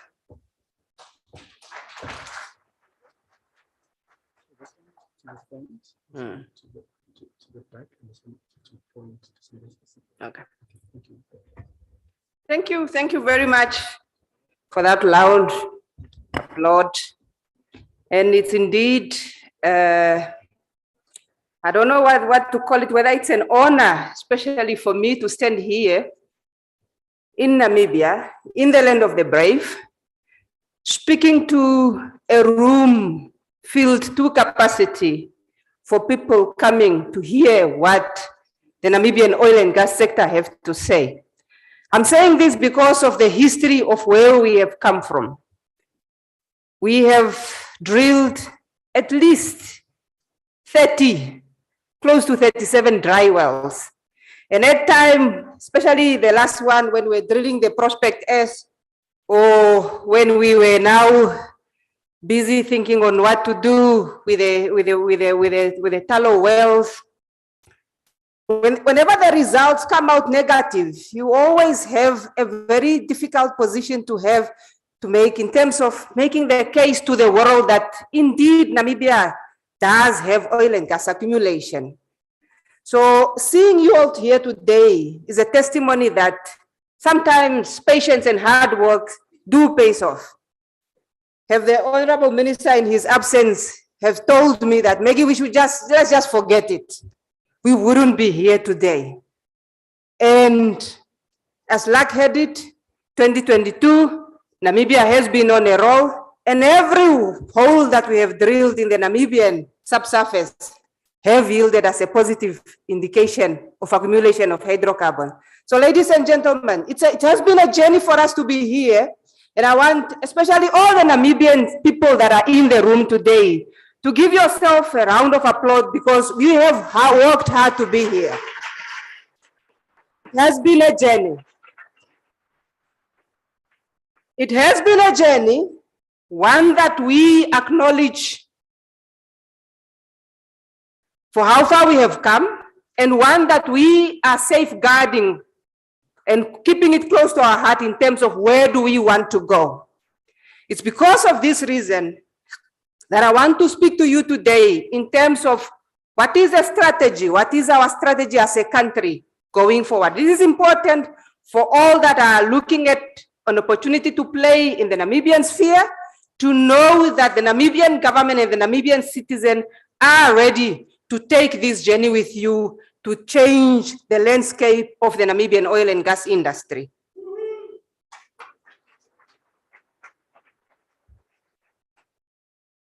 In terms of the oil discoveries, I think I don't need to labor much on the point. We have drilled a number of wells before. We started with the Graph, we moved to the Larona, then we moved to Yonka and the Venus, and they have yielded positive results. But I want us to take these discoveries and I want us to have a conversation that is earmarked or that is made with a pinch of salt in terms of when we are speaking of this accumulation and what it means for the country and what do we mean when we're speaking of the reserve. We are at a borderline as a nation or as a country in order for us to be able to determine the exact size of these fields. So whenever we are speaking to you about the numbers, we are speaking of numbers that we are continuously improving, numbers that we are continuously working on, and numbers that can change. So it's important for us to have an open mind in terms of what is the potential that we are looking at. Early 2022, we made the discovery of Graph. This well, as it was drilled amidst just at the peak when we are coming to the end of the COVID pandemic, it was drilled by Shell and Qatar together with their partner Namco. And we made a first discovery of oil within the Orange Basin. What we are seeing, what the data is showing is that we have a possibility of at least a minimum of 250 million barrels of oil that we can be able to produce in terms of crude oil, light crude oil. However, these numbers, as I say, we need to take them with a pinch of salt. Moving forward, Shell again drilled what we call then, discovered what we call then the Yonkar, located again about 250 kilometers away from the shore.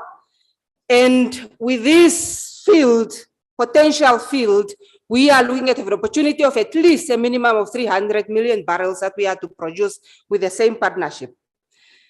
And then going deep further is then where we have the Venus discovery that was made by Total. With the Venus discovery, it's located at close to 300 kilometers from offshore. And with this, we are anticipating at least a minimum of 2 billion barrels. But as I said, there is a need for us to always have a caveat until when we have all the data and all the information that we have received. Menangula made that statement about whether we should have more kids, whether we should retire. My answer to that, the need for us to have more children have always been there. It hasn't changed, it has always been there. Our population needs to grow and our human capacity and capability depends on the Namibian citizens and the masses that we have. So whether this discovery right now is going to be of commercial interest or not, we should have more children. We should get educated and we should make means possible.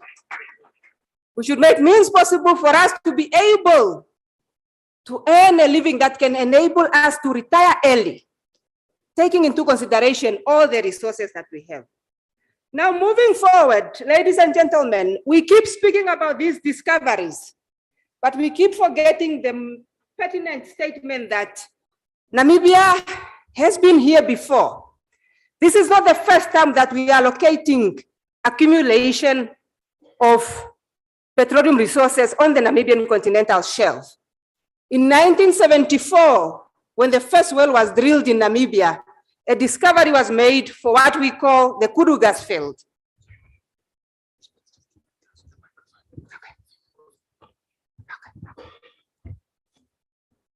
The Kudu gas field was discovered in 1974. It has an accumulation of 1.3 TCF of natural gas, which is dry gas, and it is still available and located within the Namibian subsurface.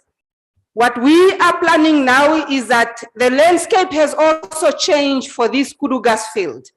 Because of the discoveries that we have made, we have, with the light crude oil that we have discovered, we are seeing that we are now having a possibility of us increasing this 1.3 TCF of natural gas to up to 10 TCF of gas because of the associated gas that we are seeing within the graph, within the Yonka, and within the Venus. What are the plans or the strategies that we have as a country is that we want to build a floating platform located at 170 kilometers offshore within then the block that is owned by the BW and NAMCO joint venture.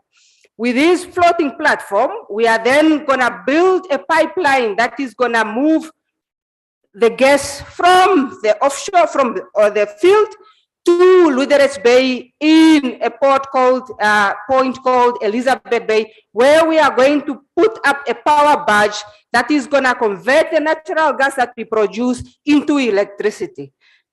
A little additional infrastructure that is needed is that Namibia has a well connection in terms of the backbone power network that extend or connect Namibia to South Africa, Zambia, Botswana, and Angola. So from Lüderitz, we are also going to extend by a distance of 20 kilometers for us to be able to evacuate then the power molecule that we are going to generate with the power from the power plant, and then be able to generate up to 420 megawatts for the Namibian market consumption and also supply the regional markets with the power demands that they have. With that, Kudu, our animal, has refused to die, and more life keep being pumped into it. We therefore call upon you to say, look at the Kudu project now with a new vision, with a new lens, with a new opportunity, because now, because of the additional gas reserve that we have had, it's now a project that is backed by infrastructure. It is also natural gas, as the minister has been saying, is a clean energy source. With the production of electricity from natural gas, we are therefore able to provide an energy transition solution and being able to lower our carbon emission as a continent and also as a nation. With this, I know that within the energy mix, we are driving towards utilizing all the energy resources that we have in the country. This we have embarked in the National Integrated Resource Plan, but there is a need for us to have a base load power. And Kudu is the only solution that can give us base load power, and only with base load power you are able to industrialize as a nation. Ladies and gentlemen, when we are searching for these resources, we are looking at an opportunity for us not only to have our lights on, we are looking for an opportunity for an industrial nation. An industrial nation will therefore be built by making sure that we provide power that can be able to drive this industry. With that, it also then provides an energy security for the region. The SADC region, as you know, the power deficit that we are experiencing, everybody can see it. And therefore, this solution will be, this project will then give a solution not only to Namibia, but especially to South Africa, Zambia, and Zimbabwe, and also other countries who are experiencing load shedding currently. So it's a sound investment in terms of the upstream and the downstream, and we therefore welcome you to participate in this project. In terms of the journey to production, I wanted us to be aware of the timelines that are involved.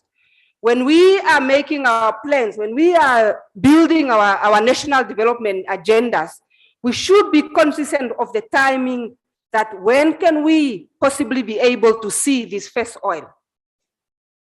It's not a pipe dream, it is a reality, but it's a reality that is very much dependent on the time factor. We are today at a stage where we only have the discoveries. Right now, history is being made in Namibia because for the first time, We are having 4 drilling rigs operating in the Namibia water right now.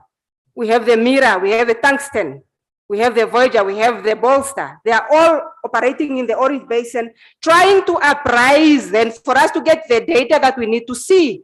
How much can this well, how much of this oil can we be able to flow to the surface so that then we can be able to produce commercially. With this information, it will take us another 6 months for us to gather all the data.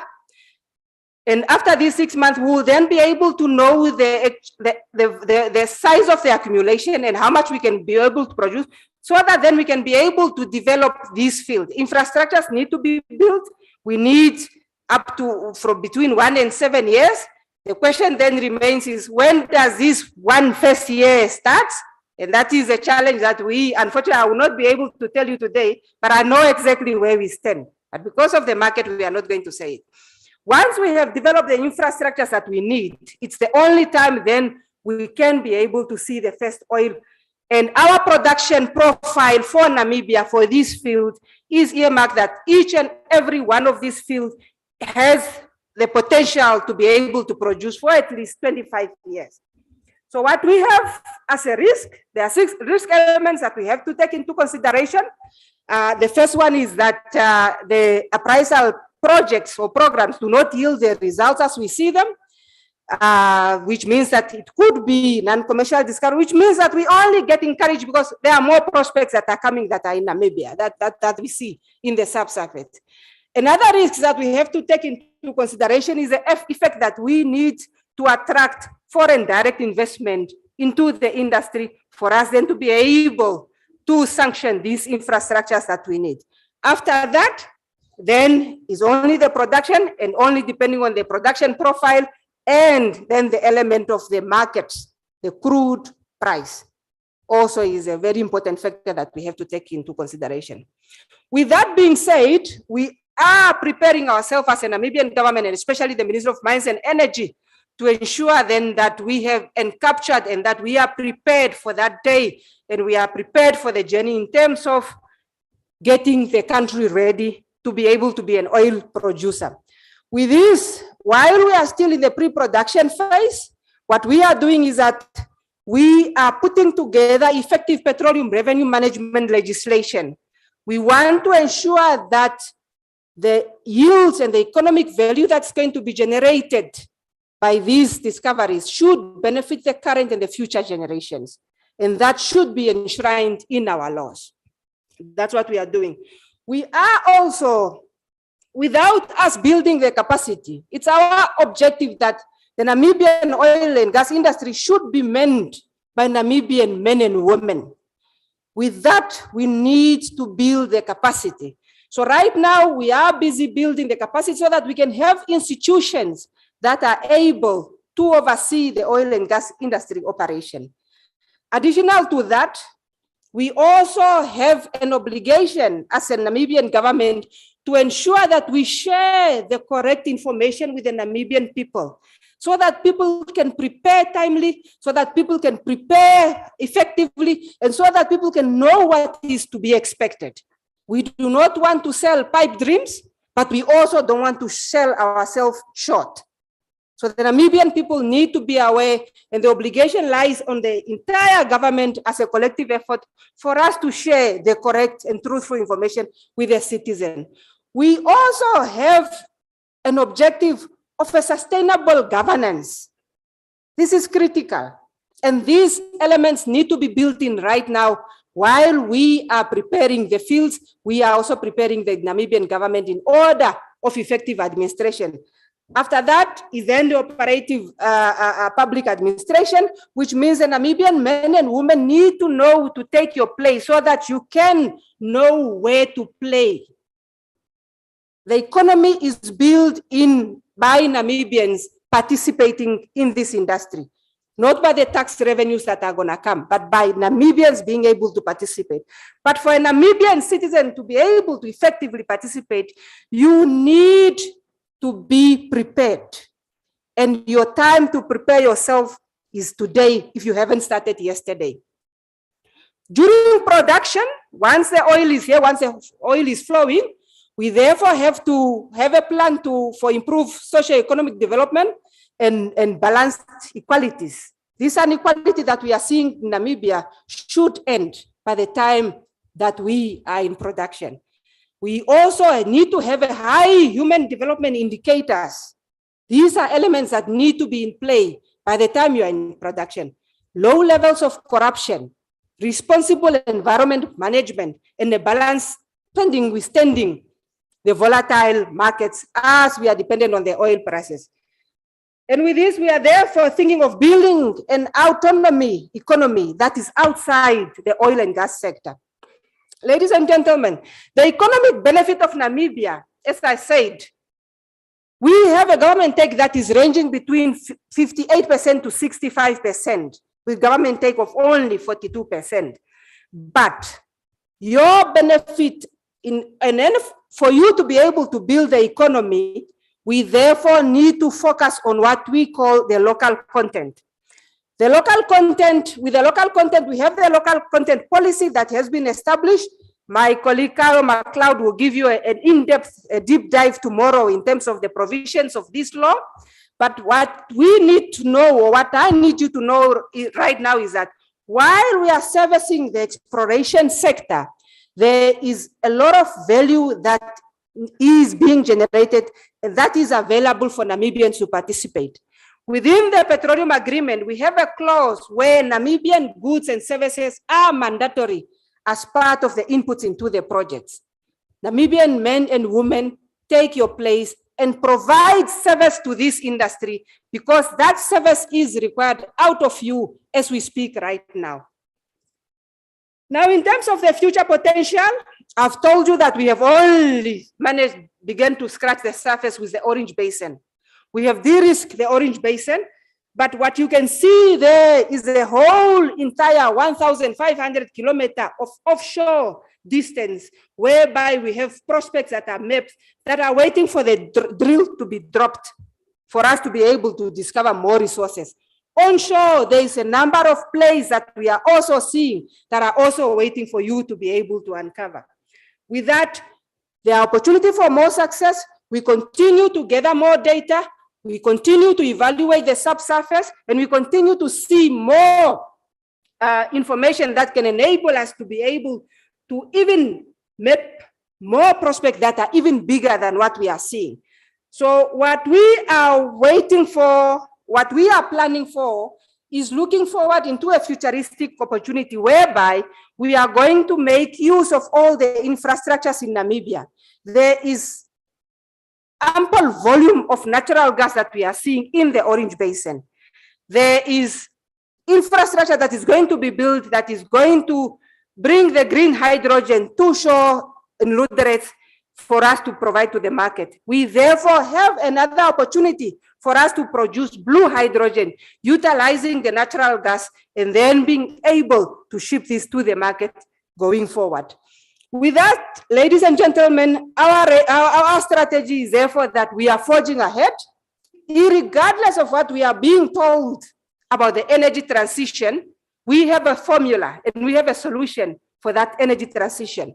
Namibia, being a latecomer and a late boomer, means that we are able to take into consideration all the innovation, all the technologies that the industry is offering, so that when we are designing our field development plan, they are being built with low emission, even zero emission. We have the possibility of doing that.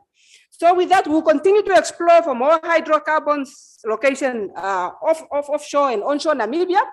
We are cognizant of the value of the environment, and this is the obligation that we put forward to our partners that are coming in Namibia, that you must ensure that you safeguard the Namibian environment. And with this, we are also cognizant of the energy mix and the potential that we have. And we are putting plans ahead so that we can utilize every bit of energy resource that we have for the betterment of Namibia. With that, as we forge ahead, we therefore welcome all the new entrants to ensure that you take on board the Namibian people in terms of local content participation. Local content is a must. It is a must in Namibia.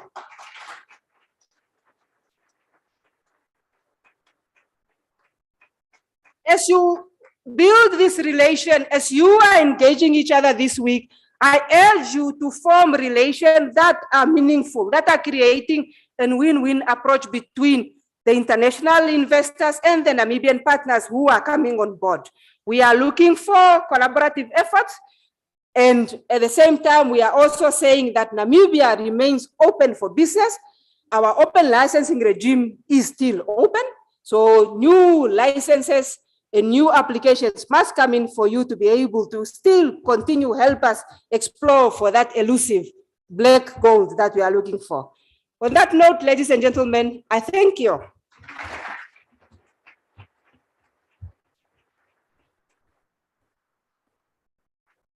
Let's please give her a big, another round of applause. There is no doubt about the fact that there is a very solid plan in place. Please, please, fellow Namibians and friends, accept the invitation of a Petroleum Commissioner. Namibian men and women, take your place. Ladies and gentlemen, practitioners of excellence, I have both bad news and good news. We live and operate in a constitutional democracy. Therefore, by a show of hands, would you like to hear the good news first or the bad news first? Who would like to hear the good news first? By a show of hands. I have not asked you to engage in conversation and or laugh. I'm asking you to kindly raise your hand in the event that you'd like to hear the good news first. Well, who would like to hear the bad news first? Whoo! Very well. Constitutional democracy, very well understood. We will go with the bad news first. We are terribly behind schedule. The Petroleum Commissioner in the Ministry of Mines and Energy, Madam Sheena, was the last speaker for both today and tomorrow who exceeded the time allocated to her. That is the end of the story, and that's the end of the bad news. Are you okay with that? Without any exception. Without any exception. And you will not pretend like you don't see me, because I'm quite mobile. I'll move to the other side and then I'll get quite vocal. And the red tie is on standby in my car if the watch isn't sufficient. Are we good with that? All right. Are we ready for the good news, ladies and gentlemen? Are we ready for the good news, ladies and gentlemen? The monetary policy of the central bank, that is the Bank of Namibia, has just announced that the repo rate shall not be increased.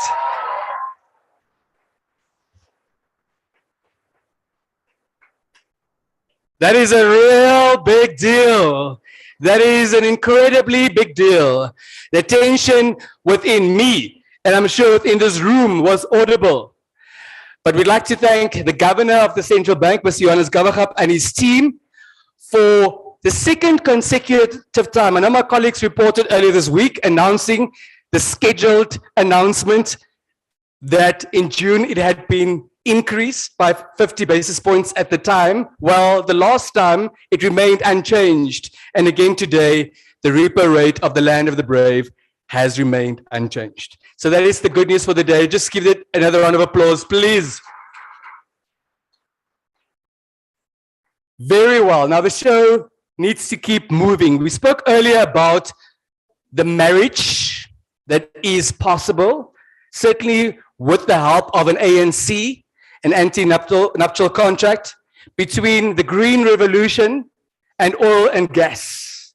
One gentleman who's been super hard at work to familiarize himself with exactly what that constitutes and how that should work in practice goes by the name of Frans Kalenga. He's the head of sustainable energies at NAMCO. So he'll speak to us about the extent to which that marriage is possible, whether or not the ANC that is already being drafted, I understand, needs to be tightened. The only commitment that he's making to himself, to me, and to all of you is that he will cut his allocated time of 15 minutes to 10 stunning minutes. Let's please, with the power of oil and gas, give Mr. Kalenga and green hydrogen a big round of applause.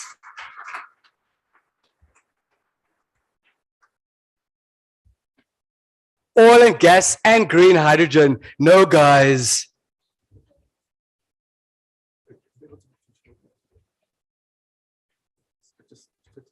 All right. How does it?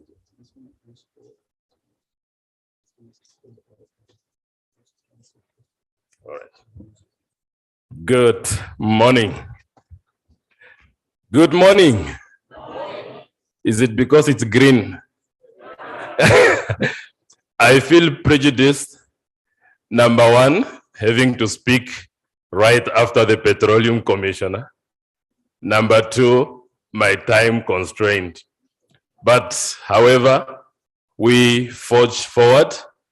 If I'm not yet done with my slides and Denver indicates, I'm still going to ignore him. So, indeed, we must coexist. Hence the title of saying the coexistence of new energies or technologies, that of hydrogen with the oil and gas industry. As earlier introduced, my name is Franz Kalenga, and I'm the head of Sustainable Energies at National Oil Corporation of Namibia, and also part-time serves as a technical advisor to Honorable Tom Alwendo on green hydrogen and synthetic fuels. So, for the benefit of those that might not know what hydrogen is or green hydrogen is, I just wanted to give a hydrogen 101 to say that hydrogen has already been in existence, as the commissioner has already alluded about the blue hydrogen, the gray hydrogen from the natural gas. Now, the difference between these two hydrogen, the color is not substantive, it's just the method on how it's being produced. So to say the difference between these two hydrogens that exist is the hydrogen that is found with natural gas comes with carbon dioxide. Carbon dioxide and hydrogen. The hydrogen that comes from water, which now it's deemed green, it's hydrogen and oxygen, which is clean, hence the clean coming from. Now, okay, so to explain this diagram is just to show what are the value chains of this hydrogen production. So you need power, which is from solar and from wind, and that power is passed through water. So this water potentially will have to desalinate or purify, whichever the source may be, with a process called electrolysis. Now that process splits the water into two, oxygen and hydrogen. The hydrogen in its purest form, without transforming it, it can be used as, or it can be transported via shipping, trucks, pipeline storage. Yes, there are different constraints to it that may arise, but that's besides the point. But however, this hydrogen can also be transformed with a combination of the same CO2 to give us synthetic fuels. Synthetic fuels are things like ethane, methane, propane, and these are also alternative fuels. Or you can combine it with nitrogen and it can give you ammonia. Ammonia can be used as a fuel, mostly in the shipping industry, or it can be used as a fertilizer. Now, the end use of this hydrogen, it's used in the steel industry, chemical industry, in the oil and gas refineries, in the transportation, as you are seeing per the slide, and not limited to heating and power generation. Now, for you to understand the coexistence of oil and gas with hydrogen, you need to understand the evolution.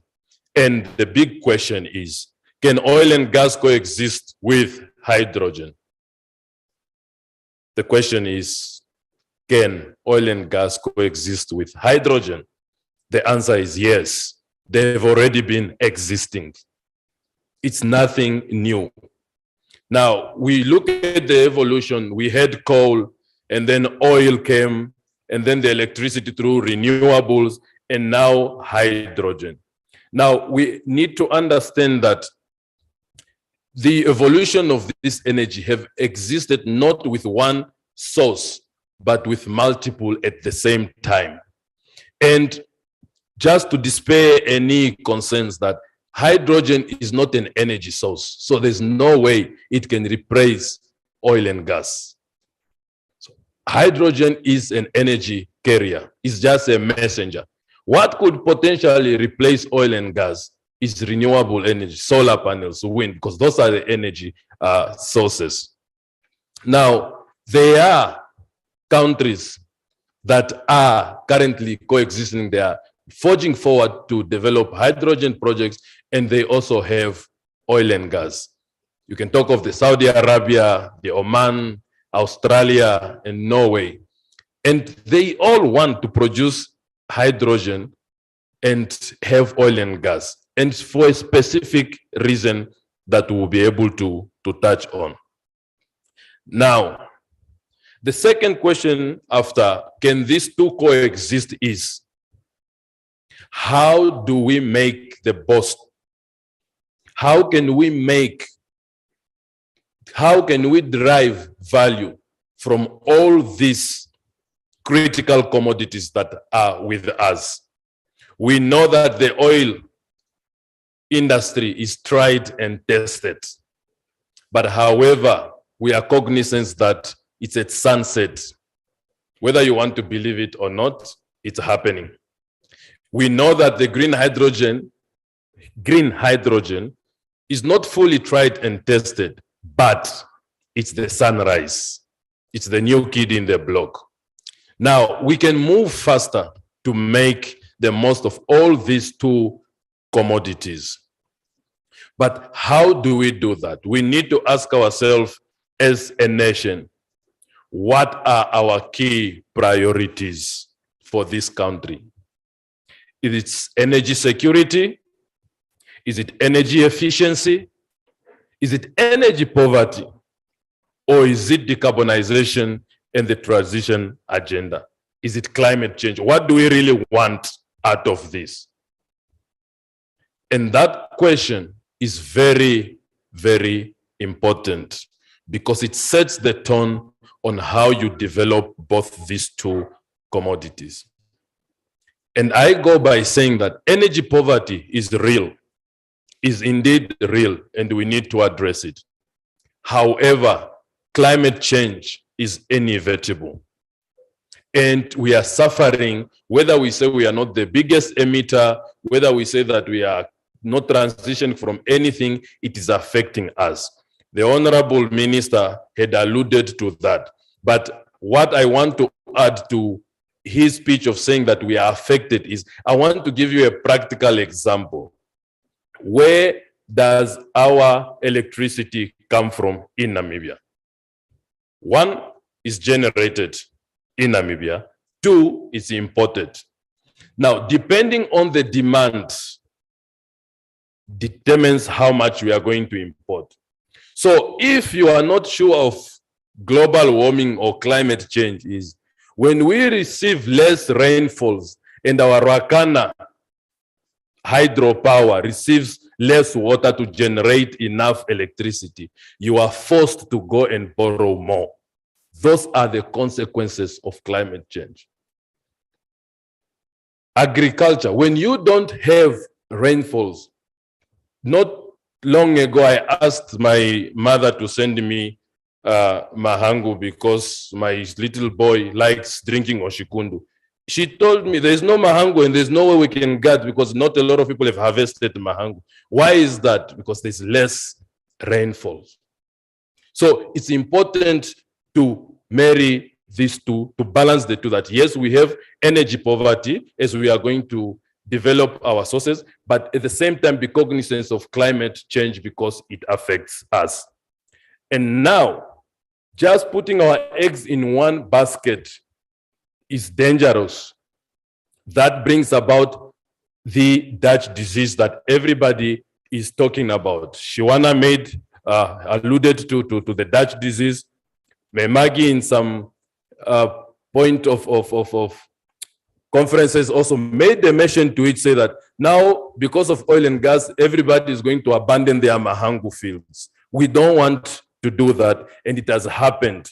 We have seen countries, I don't mean to talk bad, like countries like Nigeria, they have oil and gas in abundance, but I guarantee you, you can enter a lift in Nigeria and you are guaranteed 90% for it to stack. Why?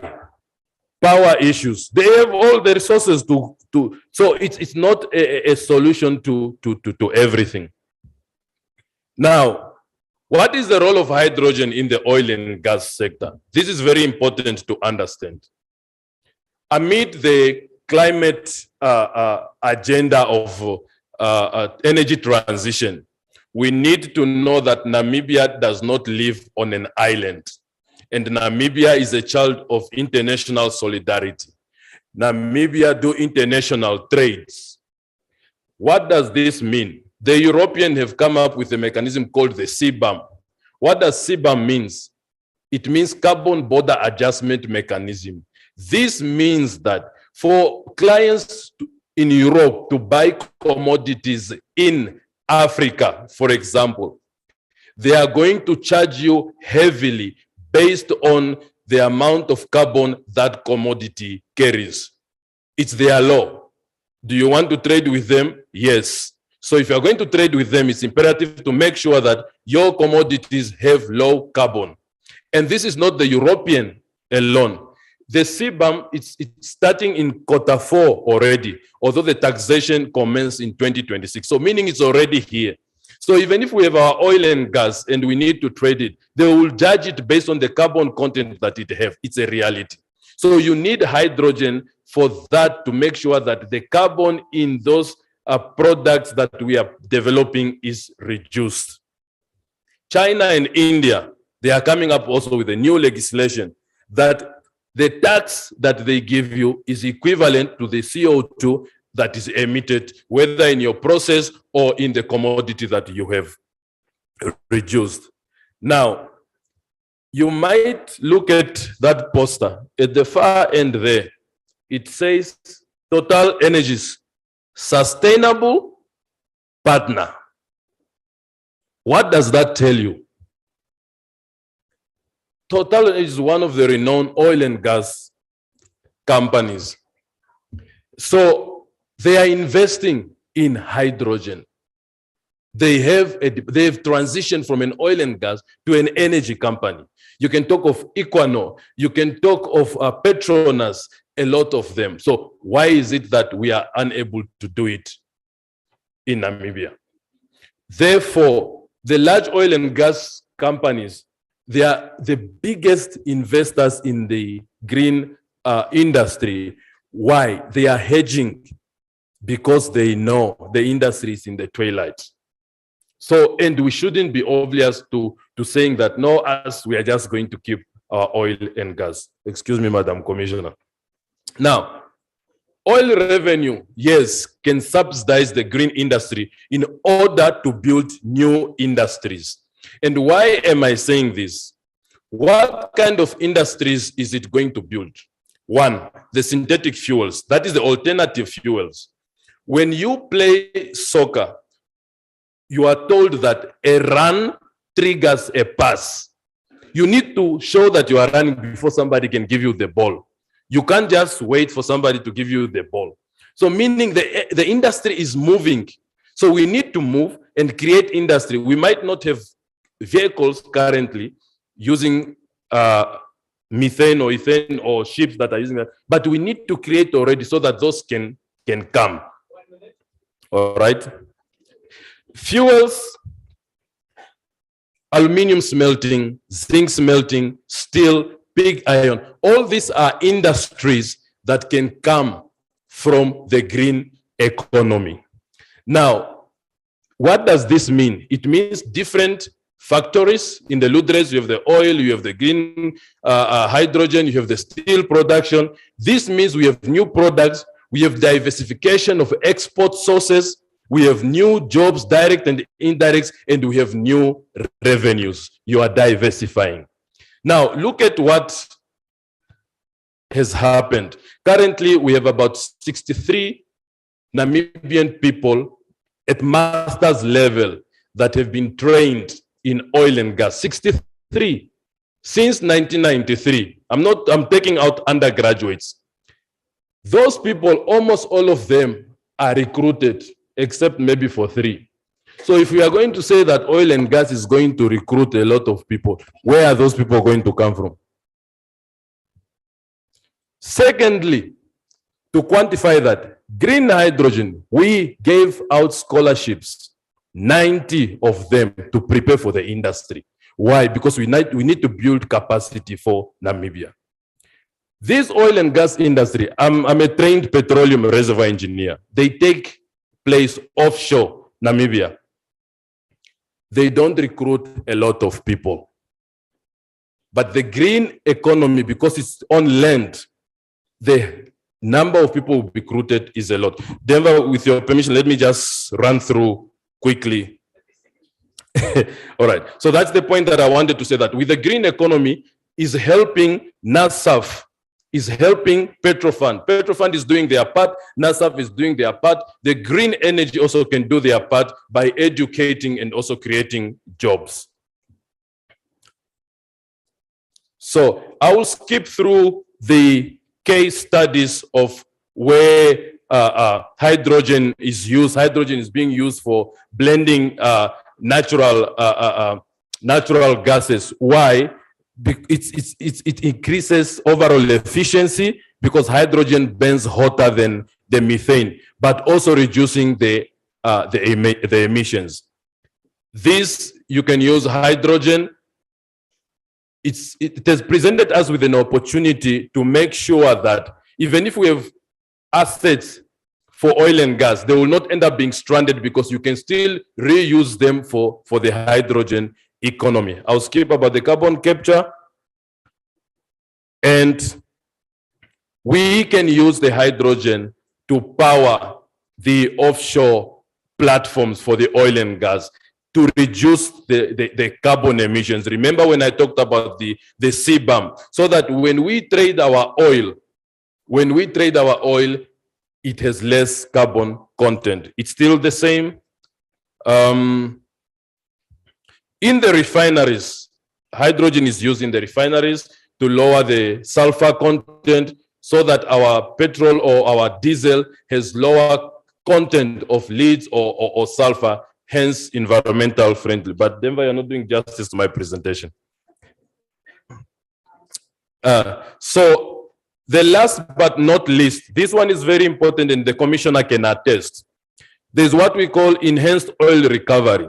So this oil that has been discovered, it can be taken out in different forms, whether natural, drive, or enhanced oil mechanism. Natural drive, it means with the natural pressure, the oil will be removed, but there will become a point where the pressure is low. You can use hydrogen to inject in those fields to uplift or to help the field perform. I would like to end by this slide of saying that as much as there are also benefits that have been highlighted in the oil and gas, there are those that are also in the green industry. So I want to leave you with this slide, as in what is really the end goal of this green industry. The end goal for the green industry, that it gives us opportunity to create primary, secondary, and tertiary sector. Why is this important? So far, we have just been stuck in the primary sector, whereby we just dig up things and we sell them. We dig up things and there's no beneficiation. They don't give value to us. But with the green industry, we are presented with an opportunity whereby when we move in the secondary, we start making things. we have lithium ion batteries, batteries for the energy transition. And then the tertiary, where we are able to trade these commodities. So we will control the whole value chain to become the energy hub of Africa. Now, I want to leave you with this statement. Just 30 seconds. This statement, I'm running away from you. Just 30 seconds. 20. All right. It's in my mother tongue, Nyemba. It says, Wandunge wandunge, kuwesindunge uliameso ove. What it means is there was a time there were two blind people. It's derived from the Christian narrative. Jesus Christ came and Jesus Christ gave them 4 meat in one plate. Then Jesus says, if you have with knowledge, basically it says with knowledge, without knowledge, you will eat your own eyes. One blind man took the meat and put in his eye and he saw. The other one put in the mouth and he ate. He went for the second time, he put in the eye, he saw. The other one ate. So these two blind people, it's the African continent and the Western. We all find ourselves blind, leading each other in the energy transition because everyone is driving what suits them.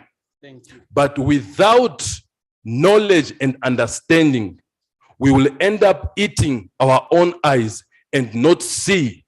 We'll end up eating the vision of Namibia because we are just sticking to just doing oil and not to diversifying with the green economy. Ladies and gentlemen, thank you very much.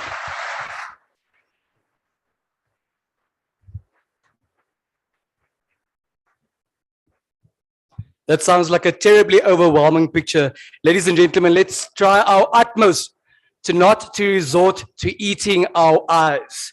We do know nutrition has been one of the bones of contention in the land of the brave as of late, but now is certainly not the occasion to have that conversation about nutrition. Let's please, powered by green hydrogen, give Mr. Kalenga another round of applause. He is alleging we need to diversify. Yes, oil and gas will contribute significantly to economic transformation, but green hydrogen, the green revolution, certainly also has a role to play. Speaking about a marriage being possible, he's busy organizing a wedding himself, and we have it on very good authority that all 700 of us are allowed and have been invited to attend those proceedings where we'll hear more of that beautiful mother tongue of his. Let's give him another round of applause, please. Ladies and gentlemen, what we do know in terms of what is happening behind the scenes every single day, there are many Namibians making great sacrifices to see to it that these platforms are possible, to see to it that deals benefiting Namibians are being negotiated. Many of these Namibians sacrifice precious family time all the time. They have not been able to attend a rugby match, a netball match of any of their children. Their wives address them by their first name and surname with Mr. in front. Their husbands address them by their names and first names, perhaps even by their maiden names, and Madame in front. Because they are not spending their precious moments at home with their families. They are spending their precious moments trying to pave the way for a better Namibia. And one such gentleman goes by the name of Francois van Schalkwyk. He is the executive director responsible for investments and new ventures at the Namibia Investment Promotion and Development Board. And he's here to lead a critically important panel discussion. It's one thing to know that we have a plan after we've established that we do indeed have oil and also gas. It's one thing to want to establish ourselves as the oil and gas hub on the African continent. But it's something completely different to navigate tumultuous waters, to navigate stormy seas of an ever-changing landscape.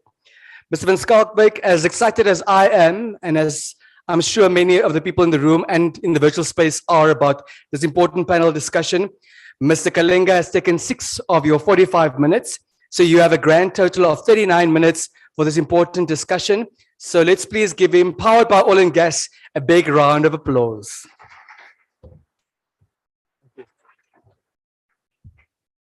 Thank you, Denver.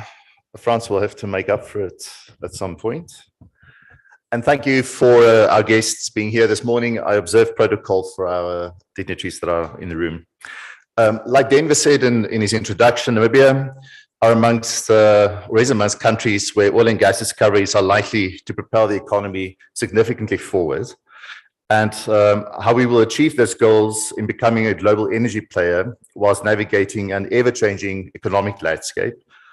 Of course, climate change and the challenges and opportunities that just and a green transition might bring. I'm inviting to the stage my panel, and in front of me here is Ms. Maggie Shino. She's our Petroleum Commissioner. Maggie, if you could join us. And then, of course, thank you. Please give her a round of applause. And then Shawana Dunyema. He's the acting managing director of NAMCO. Thank you. And then Ms. Sandisiwe Desamane. She's the acting CEO of Petro SA. Thank you. And then finally, joining us online from Lagos, I believe, is Orete Siwa Ayasan. She's from the Nigeria National Petroleum Company. She's the acting CEO there. Thank you. I thought I'll join you, but I think I might stay up here to make it slightly easier. And Maggie, maybe if we can start with you, and since France reallocated some of our minutes, you know, I think as oil and gas will obviously remain a critical contributor, and we heard what all the speakers said this morning. So oil and gas will remain a critical contributor to Africa's energy mix, despite the transition to more sustainable primary sources, definitely in the medium term. What, in your opinion, will the role of oil and gas producing countries in the energy transition be, especially in an African context? Okay. I think the African countries have a big role to play in terms of the energy transition. What we need to be conscious of is that the energy transition agenda, as has been indicated by the minister, is not the same for each and every nation.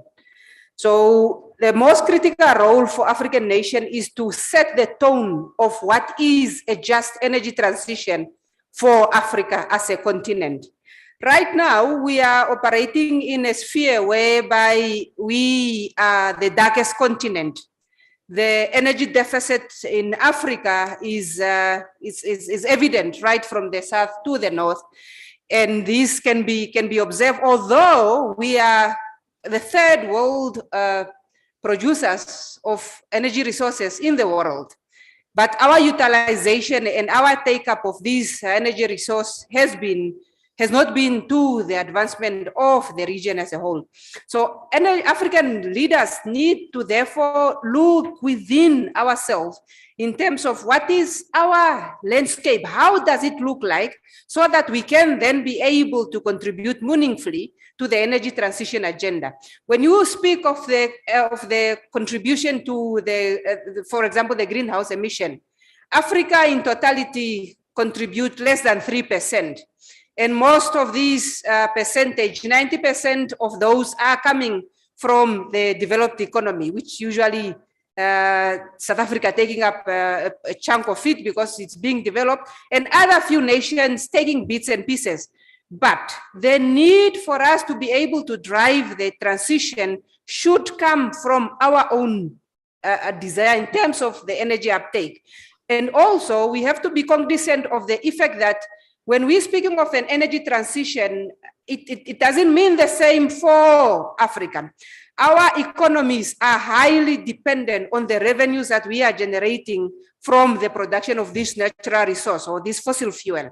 And these economies or these revenues are the ones that are driving our people in terms of where do we want to go. So a decision from an African perspective or an African continent should be, it's almost a matter of life and death choice that we have to make. Do I leave my people to wallow in poverty at the expense of the environment, or do I find mechanism that I can be able to sustainably be able to earn a living from the sales of these highly sought after fossil fuel commodity and still be able to do it by sustainably and positively contributing less and less to the carbon emission. For example, I gave an example of Namibia, where we are as a country. We have the ability to be able to design field development plans that have already encapsulated innovation and technology that we can use in terms of lowering this emission. For example, carbon sequestration, carbon capture, and producing, for example, the energy resource that you use on the platform should be a renewable energy. These are means that we can be able to already build in so that our footprint in terms of the contribution to the negative effect of the climate can be reduced. But as African leaders, we need to be vocal. We need to be deliberate in our agenda in terms of what do we want? How do we want the energy transition to be? What is a just energy transition for Africa? If we can be able to unlock that conversation, if we can be able to set that tone, then our role will be much clearer to say that I don't think there will be any African nation that does not want to produce, but we know we have an obligation towards the environment, and that obligation, we have solutions that we can just make part of our development plans. Thank you very much. Sandisiwe, you wear almost the same hat in a way.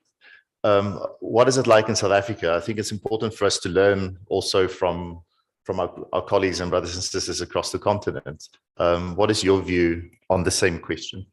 Right. Good afternoon. I hope you can hear me all. Yes.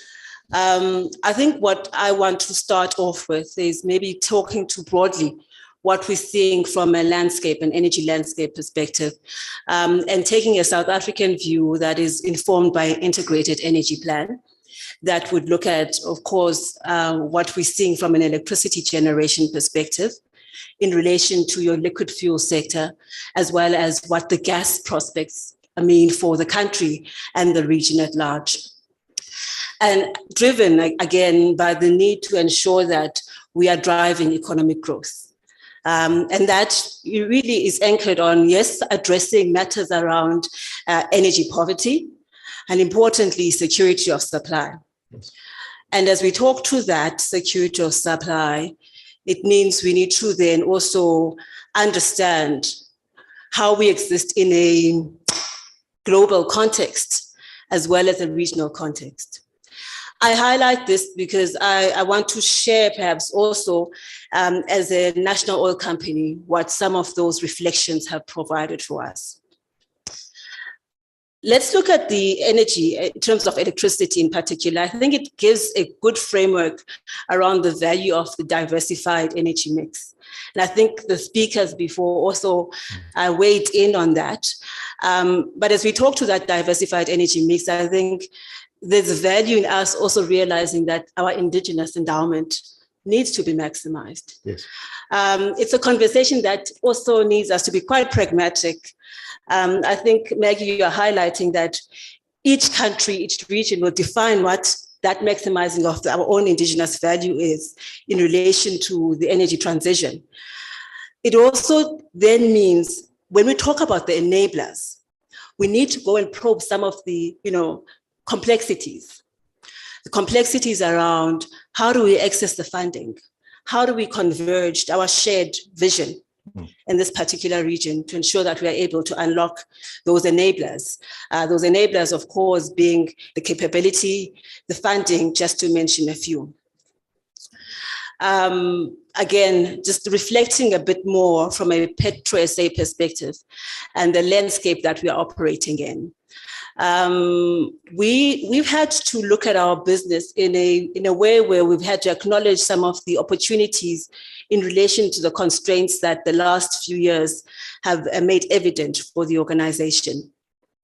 And as we chart our long-term strategy, which to a significant extent is anchored around the prospects of gas and gas as a transitional fuel, we've had to say, in the immediate term, where do our strengths lie? And what do we need to prioritize to ensure that we're enabling an opportunity to see the value we seek in the longer term? Also, as I'd indicated, we had to look at the realities of our landscape. And what we were seeing is, in particular, the reducing capacity for refining in country.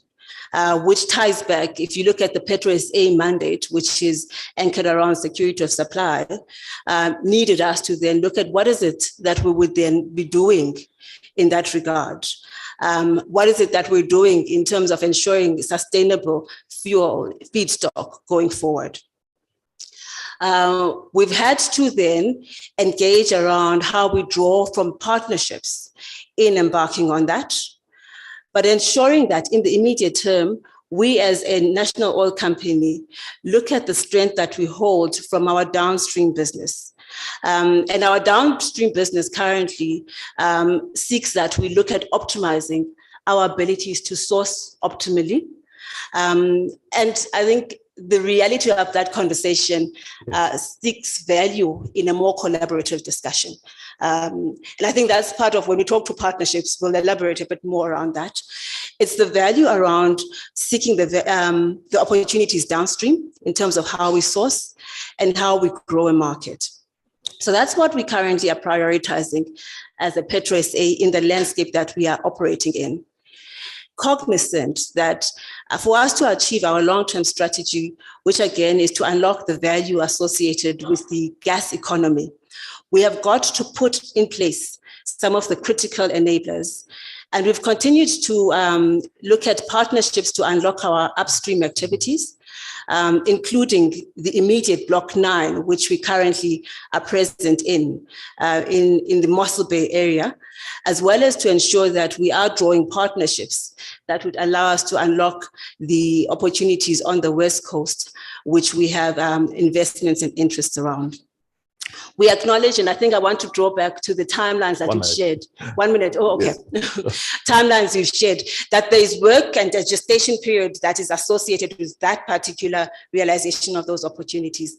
And so the importance of us ensuring that in the immediate term, we are investing in businesses that allow us to ensure the sustainability of the company. As we do that, again, I want to highlight that we've seen the value through partnering.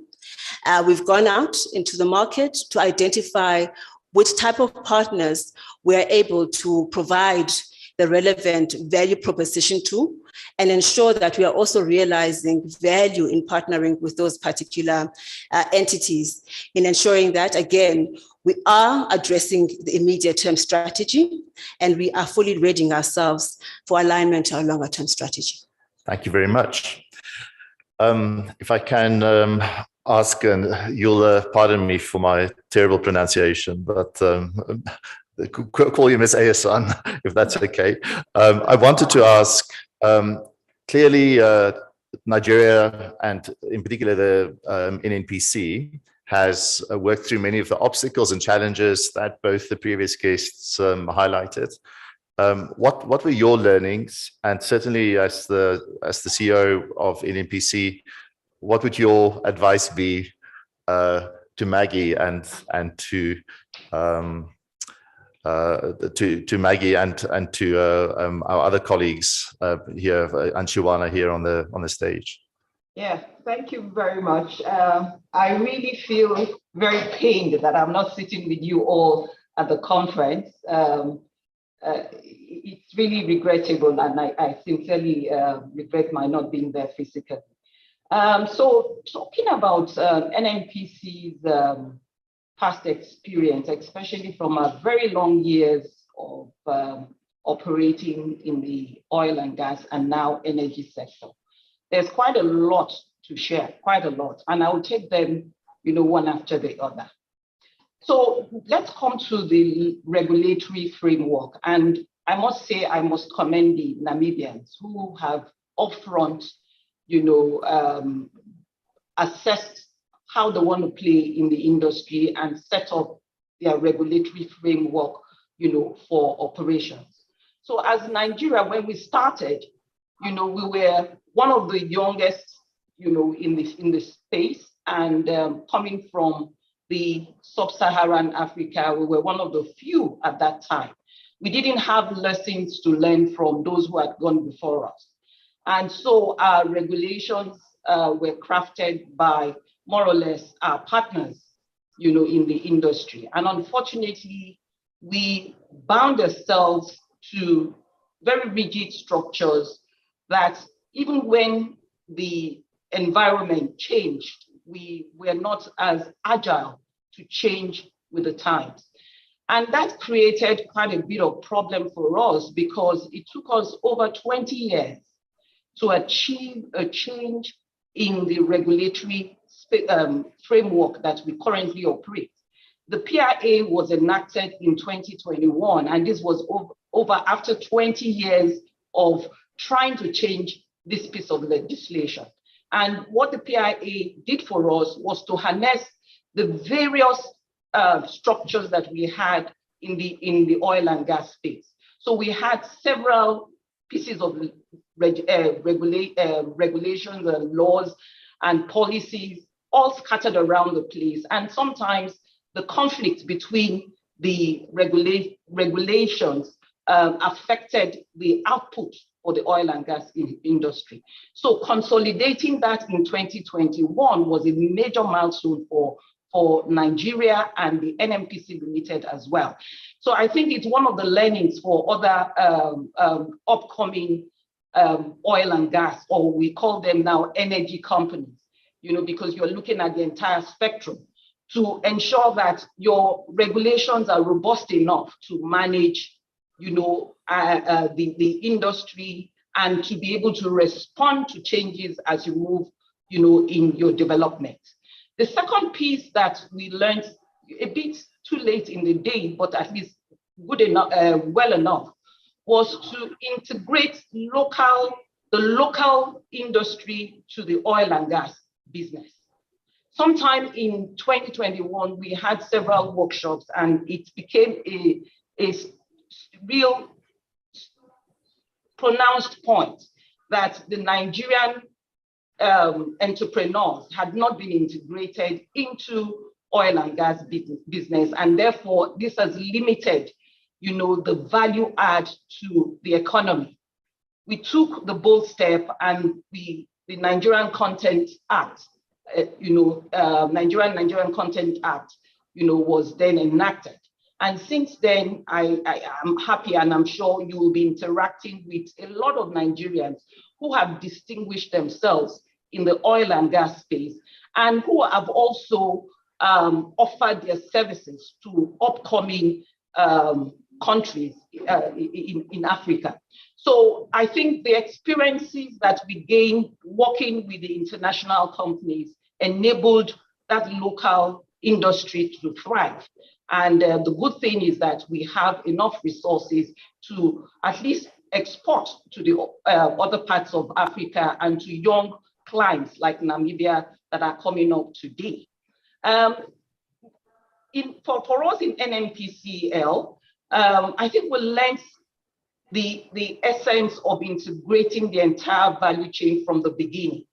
Unfortunately, we did not institute a clear strategy to maintain that integration, to the extent that along the line, our refineries today are all out of operations. But we realize that it is important that this is integrated, and so we have taken that bold step to rehabilitate our refineries and ensure that we move forward. And lastly, when we started this conversation, we talked about the just transition. Indeed, when you take the measure of just, what is just to one is not the same to others, and therefore every man must stand for what it requires and what is able to deliver. So for us in Nigeria as a country, we see gas as a competitive advantage. We have currently 200 TCF of gas, and with a potential of 600 TCF. And we see this as a potential to unlock the energy or to take a lot of Nigerians out of energy poverty and ensure that Nigeria as a country, not only Nigeria, but sub-Saharan Africa also benefits from this resource, and that we utilize it to develop the whole of the sub-region. Today, we're working and partnering with several countries to expand the gas footprint. We're working on 2 major projects, and some others are also on the drawing board. We have the Trans-Morocco pipeline, which will transcend several West African countries all the way to Morocco and ultimately to Europe. And we also have the Trans-Sahara pipeline, which goes all the way to Algeria. So Nigeria, we see ourselves as a major rally point for Africa. And these lessons have enabled us to play the role actively. Thank you very much. Shivana, over to you. I think NAMCO as really the holder of government stake in the licenses being explored at the moment, but also at the same time being Namibia's NOC. Does NAMCO see itself vertically integrating to capture more value for government? And if you can tell us a little bit about that. All right, thank you very much. So Namibia's condition in terms of Article 98 of the Namibian Constitution is that of a mixed economy. So what that essentially means is that there's state participation and private sector participation. But the expectation is obviously that the state should not crowd out the private sector. So we will take our cues essentially from the ideological position of the state in terms of the extent of participation in the sector. We obviously have our own ideas in terms of forward integration. However, we conducting quite a bit of benchmarking, and Norway is a typical example. They've got what they refer to as the 10 commandments of the oil and gas industry. And their primary purpose for participation in the oil and gas industry is resource maximization. So as a developing nation now, ours is probably different from this. Because they started off similar to that of NAMCO, where the state had participating interest, carried interest essentially. However, the state that was Equinor, and before that was Statoil, diluted their interest. So they listed 1/3 of the state interest on the stock exchange because their endeavor was really resource maximization. Whereas from our perspective, there's a policy that is in draft form. That's the public enterprise ownership policy that provides 3 precincts for state participation in sectors such as oil and gas. The first is to address a particular market gap. The second is really to serve as a strategic endeavor, for instance, in the petroleum sector. And the third is economic interest.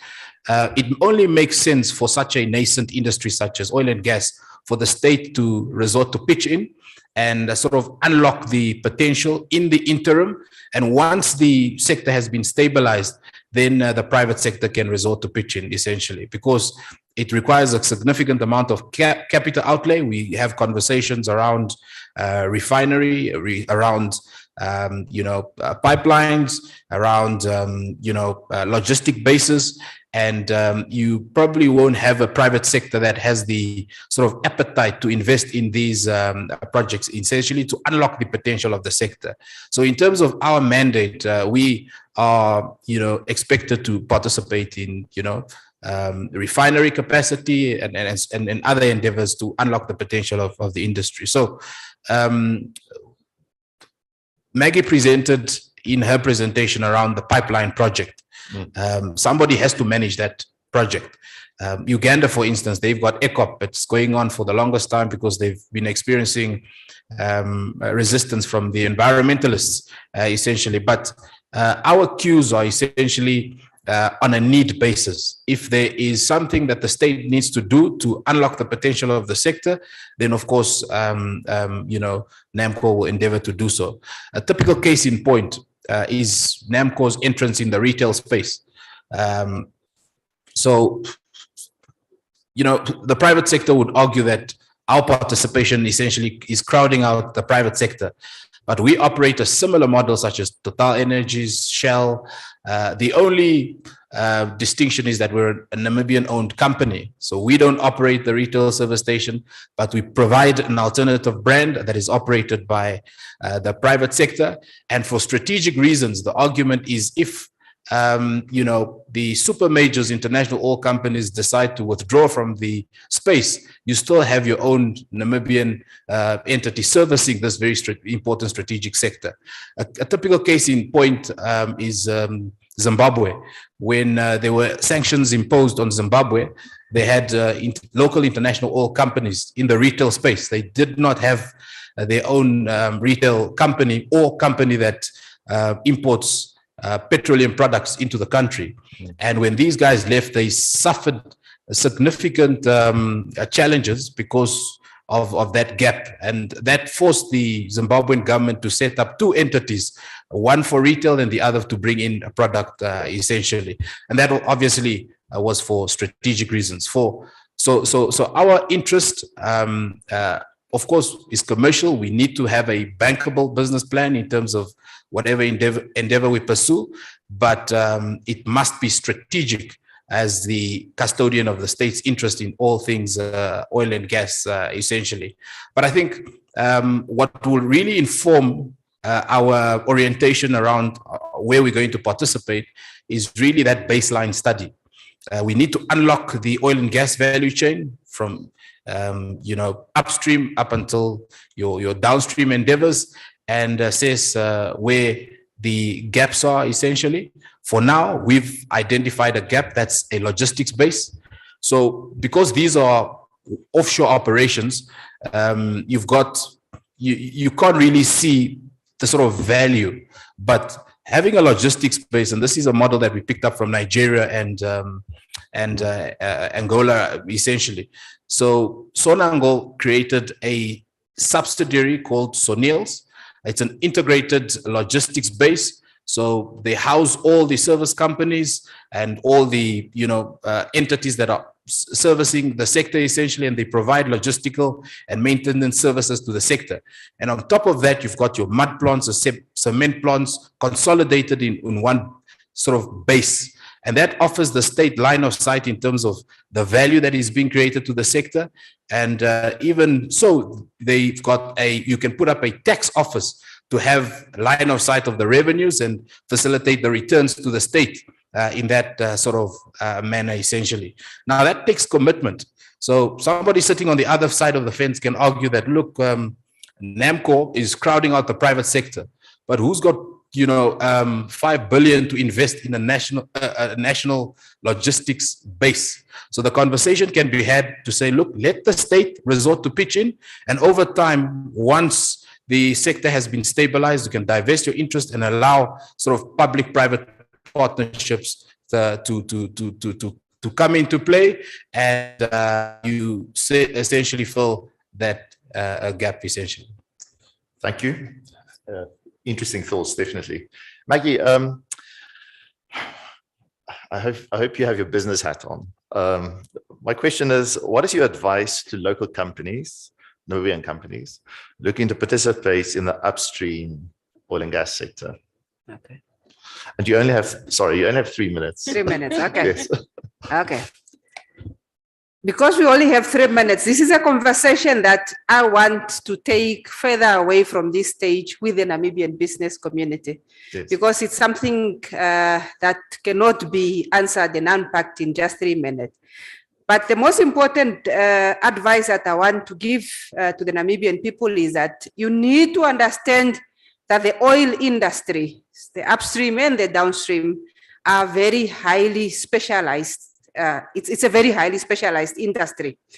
For you to participate in this specialized industry, you need to upskill yourself and you need to bring yourself on par with the requirement in terms of skills specialization. Why we're saying that the oil industry is highly specialized is twofold.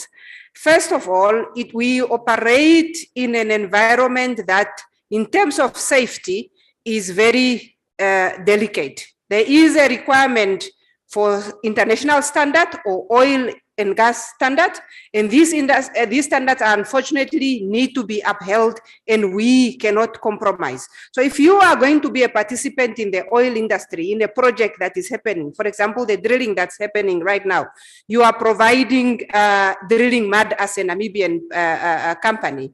Your quality, the quality of your product need to meet the standard that can be provided for a drilling that's happening in the North Sea, for example. That's just one aspect.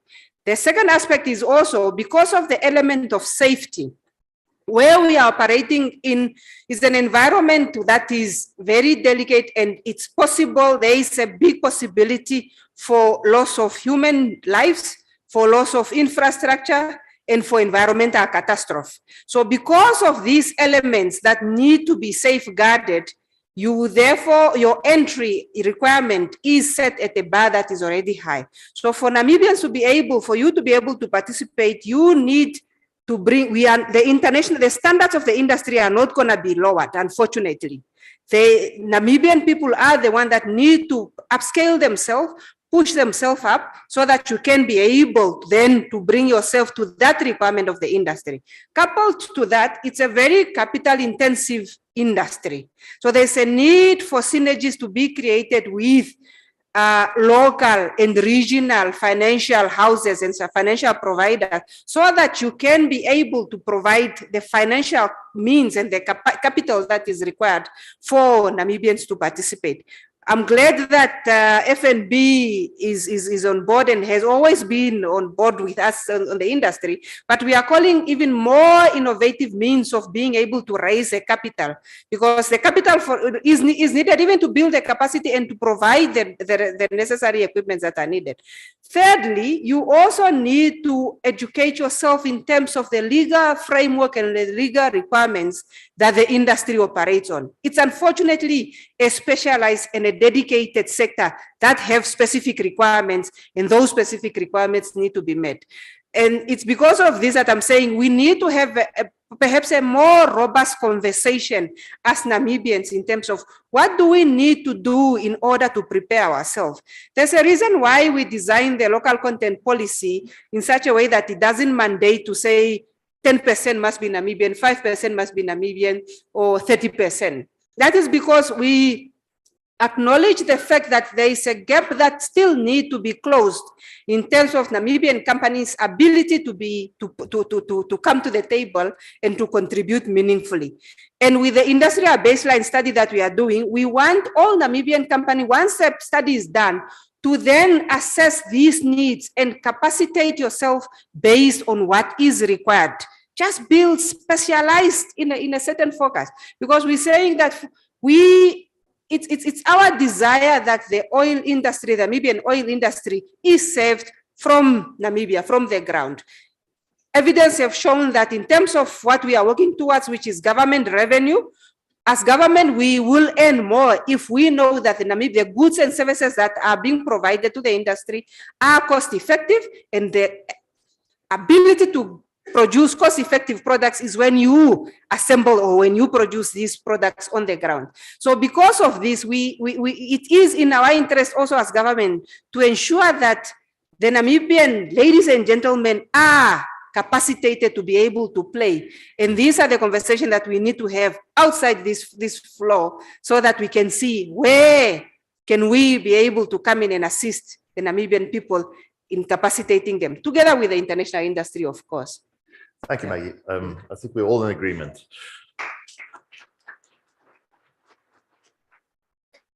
If I can go to Lagos first now, if that's okay. Ms. Aysan, we read, well, I think it was in the media recently that Nigeria and Equatorial Guinea is potentially looking to jointly develop the regional oil and gas sector in Western North Africa. I think you touched on it earlier. What advice do you have for oil and gas producers in SADC in terms of collaboration? Why is it important, and what would the main factors be you would look at? Thank you very much for the question. So again, from my experience, when we started, we were lone rangers in this space, and we chose to do things by ourselves with the IOCs. Today, we are left, Africa is left high and dry in the sense that we are being told we must transit at the same pace as everybody else, even though the emissions coming from Africa is only 3% of world total emissions. So it's evident that the problems in Africa has to be dealt with by Africans. And one thing that has come out that has resonated is the fact that we must work cooperatively rather than competitively. So while we are all chasing the same resource and we want to race to the market, I think it's important that we collaborate to see how we can best meet our individual needs and then take out to the other parts of the world as required. So a fundamental aspect of the collaboration is identifying where our core strengths are and then sharing those strengths rather than reinventing the wheel. So I hear my panelists talking about, enabling the Namibian entrepreneurs in the oil and gas sector. In terms of experience, I know you will need to develop the experience over time. So I think while you enable the Namibian context, you must not be oblivious of the fact that experience is time. Experience does not come in a day, and set yourself up for that synergy with other parts of Africa that already have what you're looking for. And then craft out a forward roadmap that will transit the locals to the state that you want to get to. So the project you referenced, the Nigerian Equatorial Gas Supply Pipeline, is one that we are currently working on amidst other projects.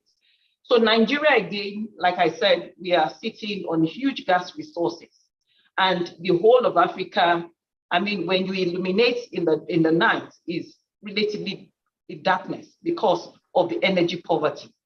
And the question is, how can we get this out, in a commercially viable way to our fellow brothers and sisters in the sub-region? And I believe that the solutions are not very far away when we sit to constructively collaborate. The Nigeria-Morocco pipeline that I mentioned was initiated by the King of Morocco. And today we have all the countries keying in. And with the new discoveries in Africa, I believe that there is a way we can still collaborate and ensure that we bring sub-Saharan Africa out of its current economic state to the would-be state of progress and development. So again, I re-emphasize there's a need for constructive collaboration at all spheres, in terms of resource identification and how we can best, make use our competitive advantages, to improve our lot rather than just being inwardly focused, because that way you may be shortchanging yourself from the value that comes from cooperation. Thank you very much. Which brings me to my next guest, Sandisiwe. Sorry, can we have 4? Okay. What avenues of collaboration do you see between Namibia and South Africa to maximize the value derived from the Orange Basin exploration? Okay. 3 key points. The Petro-SA strategy is anchored on partnerships. And I could not agree more on a regional view. because the synergies are quite clear if we take a regional view, whether we're looking at the market or potentially the value of leveraging a shared logistics space, for example. Yes.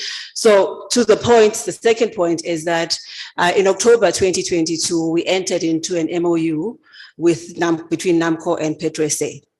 And I think that sets quite a solid foundation for us to advance the collaboration as outlined. And that is collaboration both in terms of the upstream opportunities as well as downstream opportunities. Again, specifically, if we look at the upstream side, it is in terms of also the data that we can exchange. It's the experience, expertise that we hold. I think the discussion around, the value of some of the enabling infrastructure also is provided through those particular collaborations, just to mention a few. The other, which you haven't necessarily asked, which I think is important, goes back to also a market, because I think much of these projects also need us to focus on what the market looks like and how do we trigger it and grow it. Thank you. Siwana, same question. How can we collaborate with South Africa, especially on Orange Basin?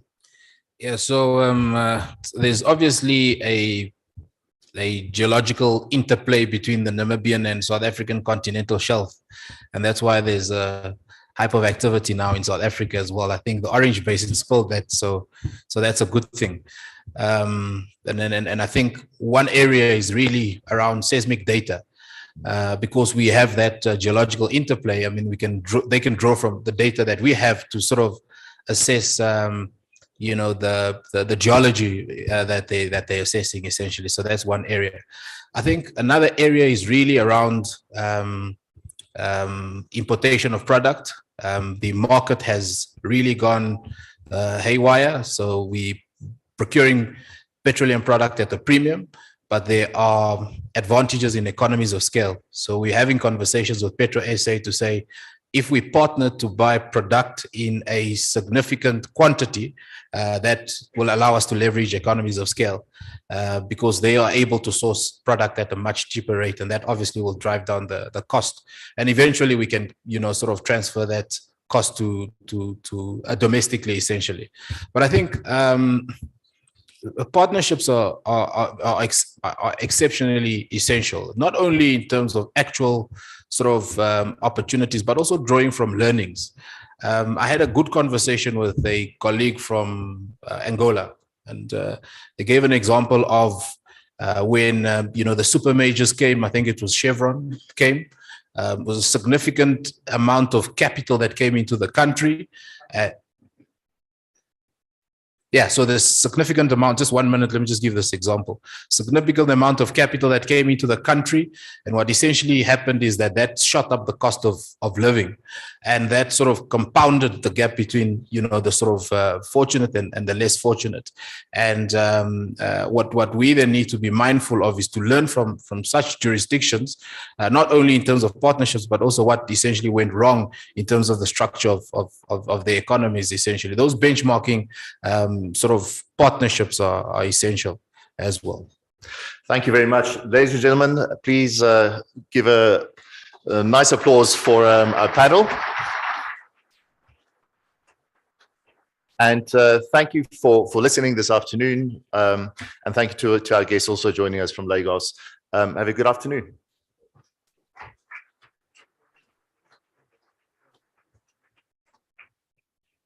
Ladies and gentlemen, I know we're tired. I know we've had to digest and internalize an avalanche of very valuable, but also very technical and intense information. But that applause for the first panel of the day certainly is worthy of a greater round of applause, powered by oil and gas. Perhaps Mr. Van Skalkwyk and your panelists, you just want to pose for a picture. In running, we learn if it's not documented, it didn't happen. Right, Dr. Itula? The same goes for walking and running, right? Ladies and gentlemen, I want us to listen very carefully. I want us to listen very carefully. Is the official photographer of the event happy with the documented evidence? Matthias Tapandula Winene. Thank you very much, Mr. Van Skalkwyk, and your panelists. Bye-bye, Dankie.